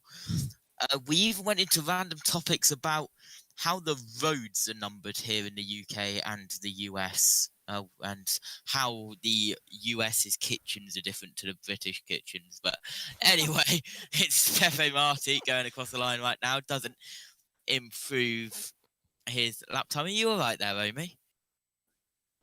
Yeah, just very interested in what was taking place over the night. Yeah, quite interesting. What the hell do you not get up to when I'm not around? Oh, and I was also talking about the size of the takeaway cups that you get at McDonald's. Just quickly, Nicola's saying, when will the next FE bar be and will there be one after testing? There will be one after testing, but also the FE bar is now. You can join in. We're in the FE bar now talking. That's where we are located in the Formula E Zone Discord. And you can come on and have your live conversations throughout the week. So this is all the FE bar as well. CRM is saying, I'm tired because I stayed up to watch Game 3 of the MLB World Series. It got to 18 innings. I did, in fact, get a message from Seth Eves from USRN saying, this baseball game is still going on, JT, if you're up. That was 5:32 a.m., 1:32 a.m. Eastern. And no, I was not still up. But yeah, that was a lot of fun. Currently on attack mode, Lucas de Grassi currently in 11th place in the 11 car. He'll come across the line to either finish or start a lap. He doesn't move on the timing screen, so he'll be starting a lap time. We also got into the fun thing, JB, of did you know that time travel is possible? Yes. The further northbound on the M1 you go, the more time you travel. Or, if you go in a rocket, thank you, go in a straight line towards the sun for 10 years, turn around and come back again for another 10 years, 50 years would have passed for Earth, but only 20 years would have passed for you. Time travel. Thank you. Oh, thank you for that information. Mr. Owens, the Oracle, was surprised that we have the washing machine in our kitchen. Well, yeah, that's where we have it in the UK. Washing machines. Yeah. In the room. Yeah. And then I went on to comment about how every single house in the US has their own laundromat strapped onto the side of it. Anyway, he's finishing his attack mode lap now is Lucas de Grassi, and he will head across the line. Will he improve on time? No, he doesn't. Also on attack mode lap is Nick Cassidy, who is heading through turn 5 now. Only 16 minutes and 21 seconds now left on this test session. It's gone quite quickly this final hour. It has, and that's the positive news about it. We see that Giamano and Pico are back with us as well. We'll hear from them shortly as they're listening in. Probably to save us from all this Mode A waffling we're doing. Yeah, it sounds about right, doesn't it? I tell you what, I've got incredibly dizzy, which is why JT and I have been taking over as quickly. So there was no food in during the lunch break, the 2 hours I had. So I haven't eaten today, and I've gone incredibly flat now on broadcasting. So there's some fries that is being delivered to me shortly as well. But boys, trackside, what have you got for us? Well, I've just gone back out onto the back balcony just to see something afternoon running. That's the thing after the mock race thing. They usually come back in. You come out for quite a while after the session goes, and then spend a lot of time kind of analysing stuff. Which is why I was surprised to see the DSs and Nissans out so quickly afterwards. And yes, I know that both Nissans retired from the race. The mock race quite early. I'm not sure about the DSs, but yeah, I was quite surprised to see them back out. But it now feels like we've got a proper session on again now with loads of cars out on circuit. Out of interest, Pico, did you manage to get anybody in the paddock after the race exercise, or what was the general vibe with it? Did it go well? Did it go wrong? Did everyone enjoy it? Dan ticked him. Matt definitely didn't. Yes, we heard that. We were literally standing above. It was during that red flag, and he was not really sure what was happening during that session. And yeah, we had Tyler from Formula Resource right next to us, and I think that went out on their socials as well. So. Not really surprised that Dan Ticktum didn't want to do the race exercise. It was a bit of an up and down run anyway. He didn't do too much, did he? To be fair, in the overall system. So Can't really blame him too much. I'll say this. No. Tictum topping this session, though, is a surprise. 121.746. I'm not sure if it is or not because we've been proved wrong by this couple of years past. So they said throughout last year it's going to fall off the cliff. It's going to fall off the cliff, and it never did. Dan is the last pole sitter in Formula E as it stands at the moment. He had that brilliant pole in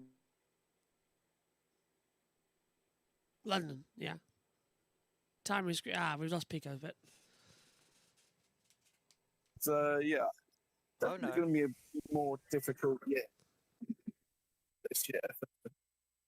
But yeah, as Pascal Verlaine just gone back into the pits in front of me. But yeah, I still think he'll be there or thereabouts. He can get he's got in standings. He just missed out last season. I think that'll be a huge achievement for him and the team. But with a 3-year-old powertrain. Yeah, 3-year-old powertrain on the back of that Cooper car is going to be absolutely mad. But as you said, Pico, the software can be updated, so the latest one will still be applying to the old tech, like a mobile phone update. Yes. So yeah, it's something I put to modelling a year ago, because obviously it was when they first got the they were originally when they were Neo and ERT, they were producing their own powertrain, and finally they got a deal with Porsche to get.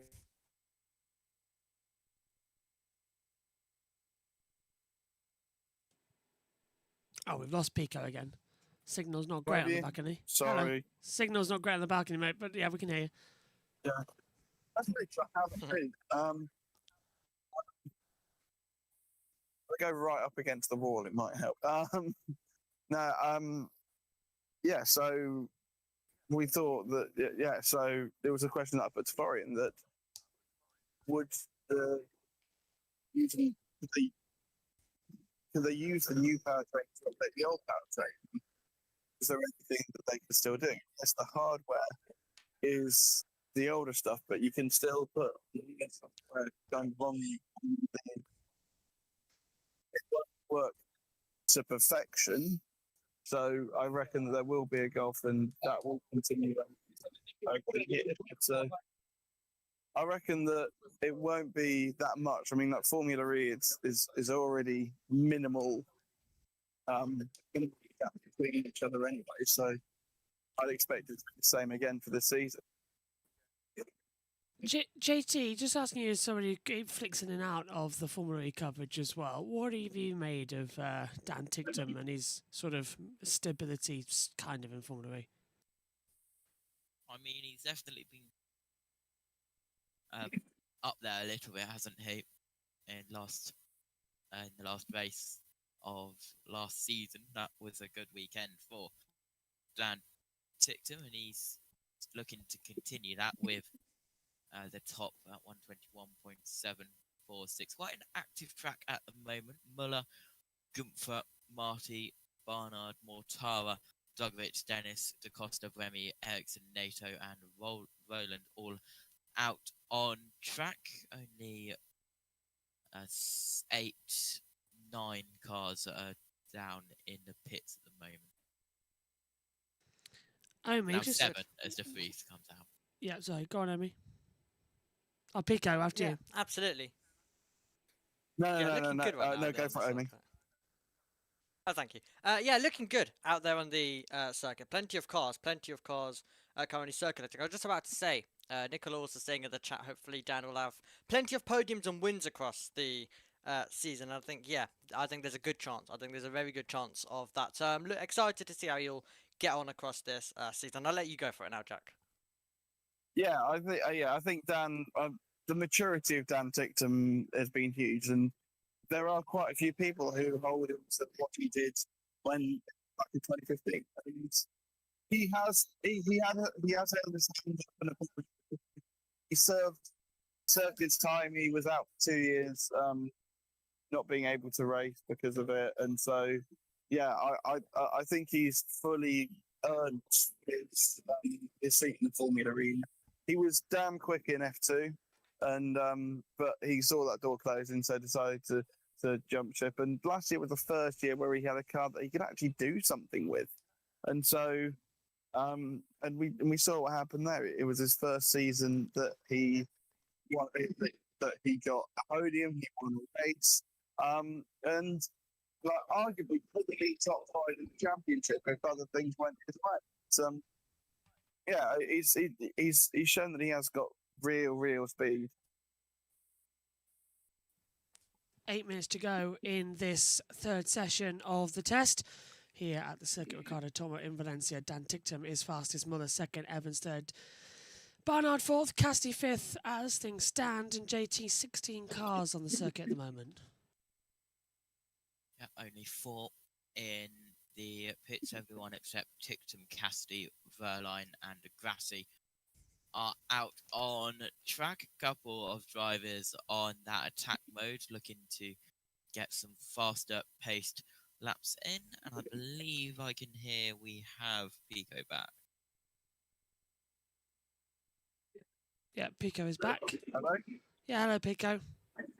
Yeah, no, I just thought, well, I got summoned. Yeah, we just got one of the heroes back in. I saw him out on circuit, but yeah, he's obviously like learning today as well, like doing the mock race and everything. 'Cause he's the only one who hasn't done a Formula E race. Yes, there are 3 rookies on the grid, but Dragovic had the weekend in Berlin, and Ericsson. Actually, Ericsson isn't a rookie because he did half the season in 2021, I think it was. He replaced Brendan Hartley for 10 races. Yeah. Yeah, something like that. Did a couple of races a few years ago, when there was a clash between Wet and Formula E racing. I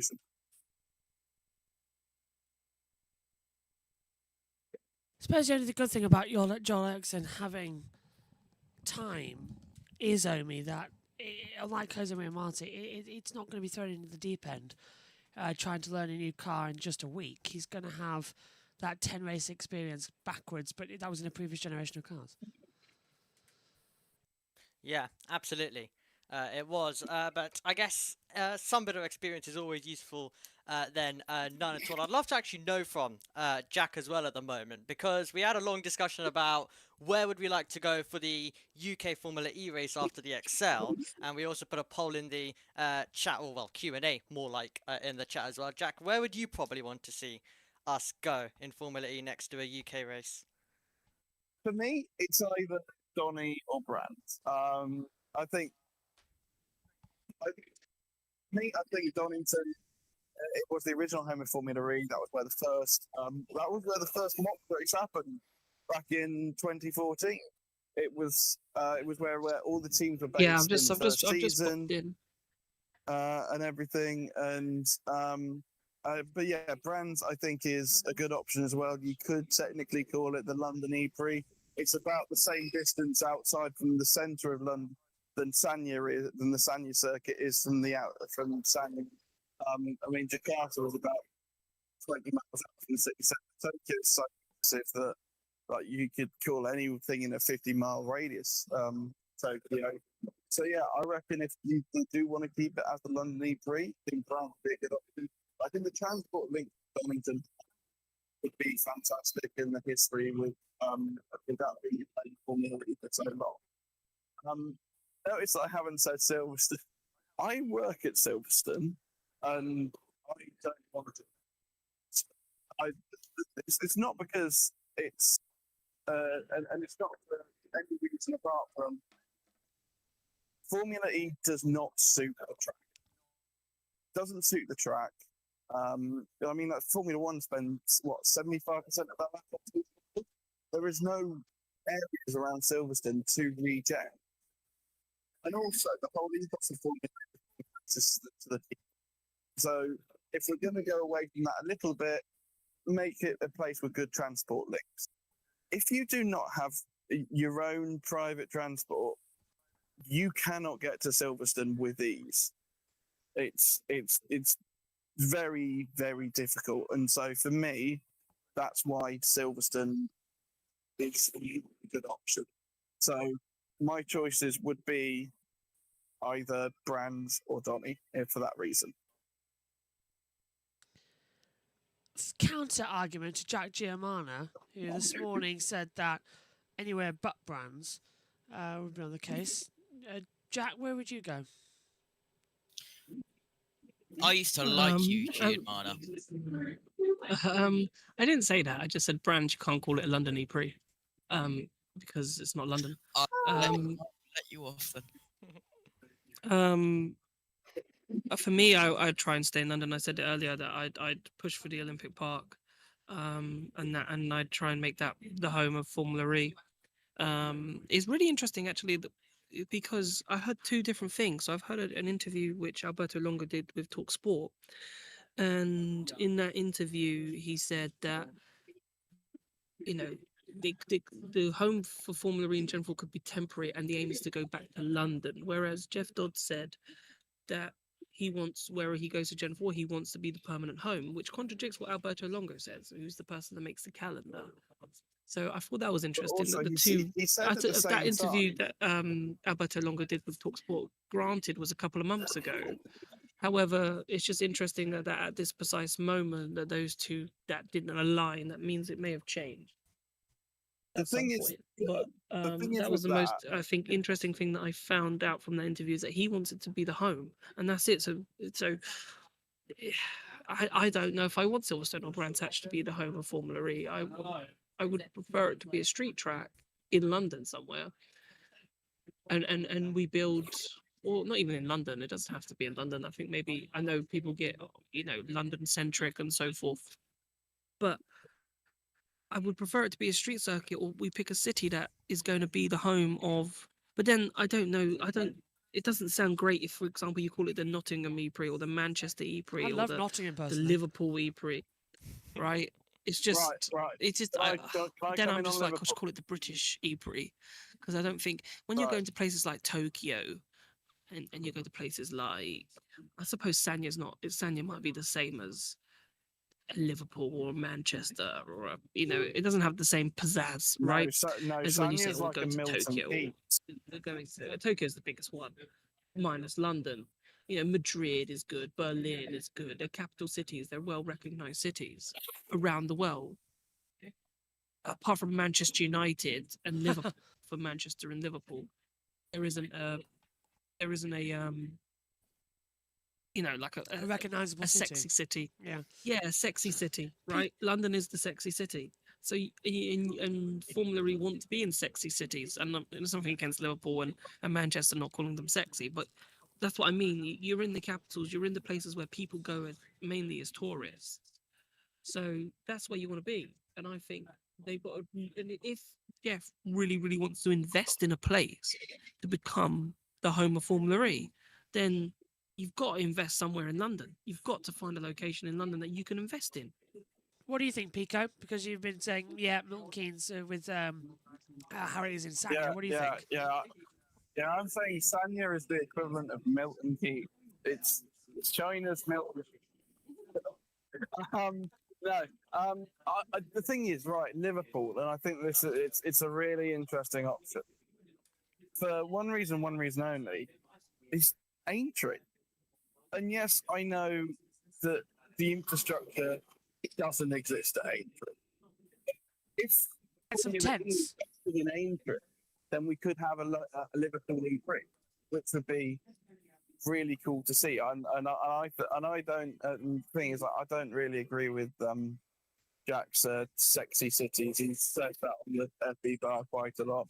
Yes, it's nice to have a few names, but the thing is, they're all hype dreams unless the location exists.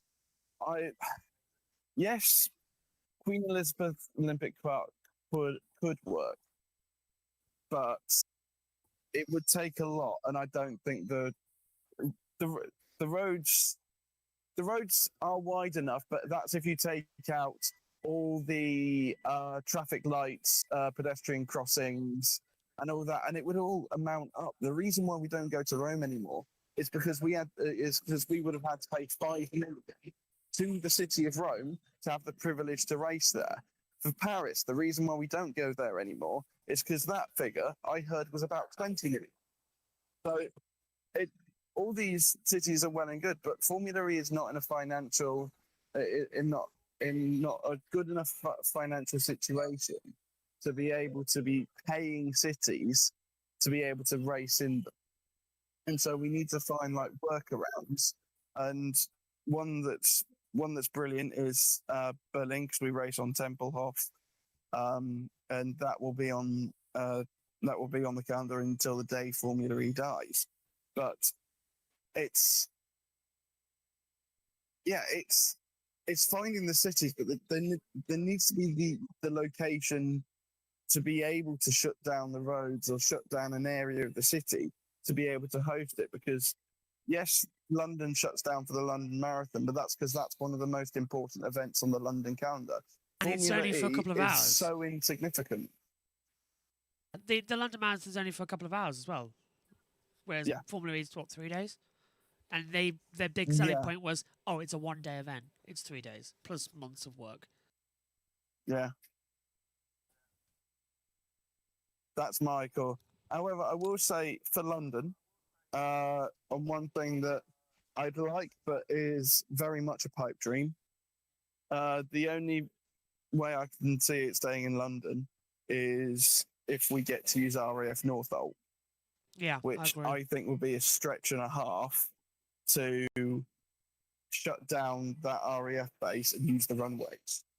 But that how about this? Could work for safety features and everything like that. How about this as another? It's not as stupid idea as what I'm about to say. What about Dunsfold, the Top Gear test track? They've got wide enough areas. They've got an exterior field as well. They can get some grandstands out there, and it's got the historic value that is popular with UK viewers. That would draw in some fans. The thing is, they wouldn't be able to do the proper Top Gear test track. No, because you can't have them racing with a crossover. But a layout of some kind would be just as good as what we'd have at Berlin. Yeah, but it's also, how easy is it to get there? I know it's on the outskirts of Guildford, but people would then have to get to Guildford and then potentially get another thing from there. And that's why I think Brands is a really good option, because all the infrastructure's there. It's maybe an hour out from London on public transport tops. Yeah. Donington, 2 hours, but it's easy to get to. Silverstone is about 2 hours, but ideally you get a train to Milton Keynes and then pray that taxis are cheap. That's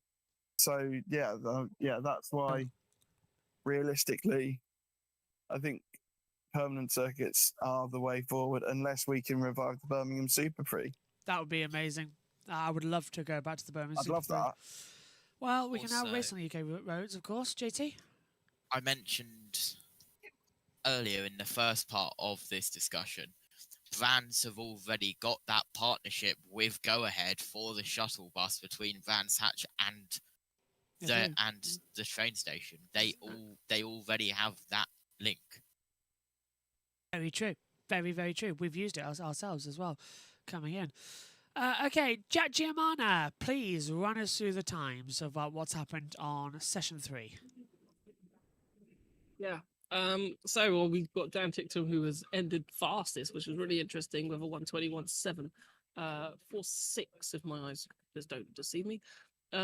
Really interesting, obviously, because we've been talking about that ERL powertrain, but that is a very competitive lap time so far from the British driver. Nico Muller was in second, Taylor Barnard in third, Mitch Evans in fourth, with Pascal Wehrlein in fifth, Cassidy sixth, Dennis in seventh, Gunther is eighth, ninth was John-Eric Byrne, and 10th was Ticktum's teammate with Pepe Marti, Zane Maloney in 11th, 12th was Mortara, 13th De Costa, 14th De Grassi, 15th De Vries, 16th there was Drogovic, 17th Buemi, 18th Ericsson, 19th and 20th are the two Nissan drivers of NATO ahead of Oliver Rowland. But I think in this afternoon session, in terms of the lap times, you can't read too much into it because it looks like the majority of those in the 123s and the Nissan's 26s and 27s obviously did their race runs and race lap times and didn't massively improve on that. So obviously we're very focused on the race runs and didn't maybe look towards qualifying. So a bit of a mix and match session, I think. So not too much looking for times, but that is still a competitive lap time from Dan Tickton, considering that is a old powertrain. Final thoughts, Jack? Another good session. I think we learned a lot today. I don't know. I say we learned a lot, but I think the Mahindras look strong, which is incredible so far, and are doing a really good job. And maybe that type from Ticktum suggests that the Kiros may not have fallen off as much as we would have thought they might have, considering the software improvements that teams could have made. So maybe the likes of Dan Ticktum and Pepe Marti might be able to challenge if they get things right. So I think that's quite good. Don't panic about Nissan being last. It's just race paces. So tomorrow is going to be interesting. Tomorrow is Wednesday. We've only got one session tomorrow, so we'll see what we can learn there. But Thursday will be interesting because that's the last time that the lads will be driving before they hand over to their female counterparts on Friday. Pico, what about you?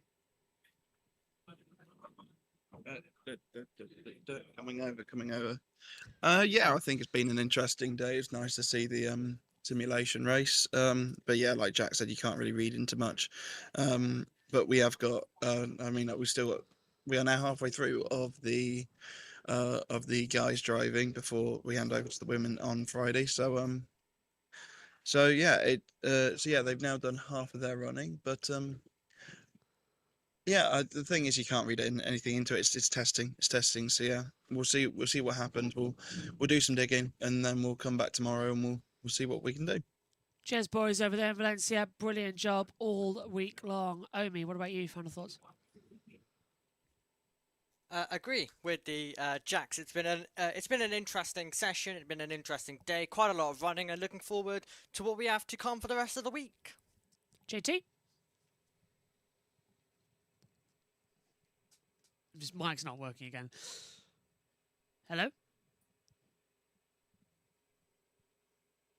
We've lost JT. Looks like it's gone. Yeah, we've lost JT's mic. He seems to have a habit of timing it just right as we're leaving. Right, he seems to have a really good habit. It's that microphone. It's always playing up at the moment to come into it. I can see he's trying to talk, but the mic's just not being picked up on Discord. Oh, well, my thanks to JT, my thanks to Omi, my thanks to Jack Giamano and Jack Pickering as well, and to all of you at home for joining us then. What an absolutely wonderful session we've had today. 2 of them coming through. Tomorrow, just the one in the morning. That's at 8 a.m. GMT, 9 o'clock Central European time as well here from the circuit. Ricardo Tormo. Thanks for your company. We'll see you again tomorrow for more action. Bye-bye.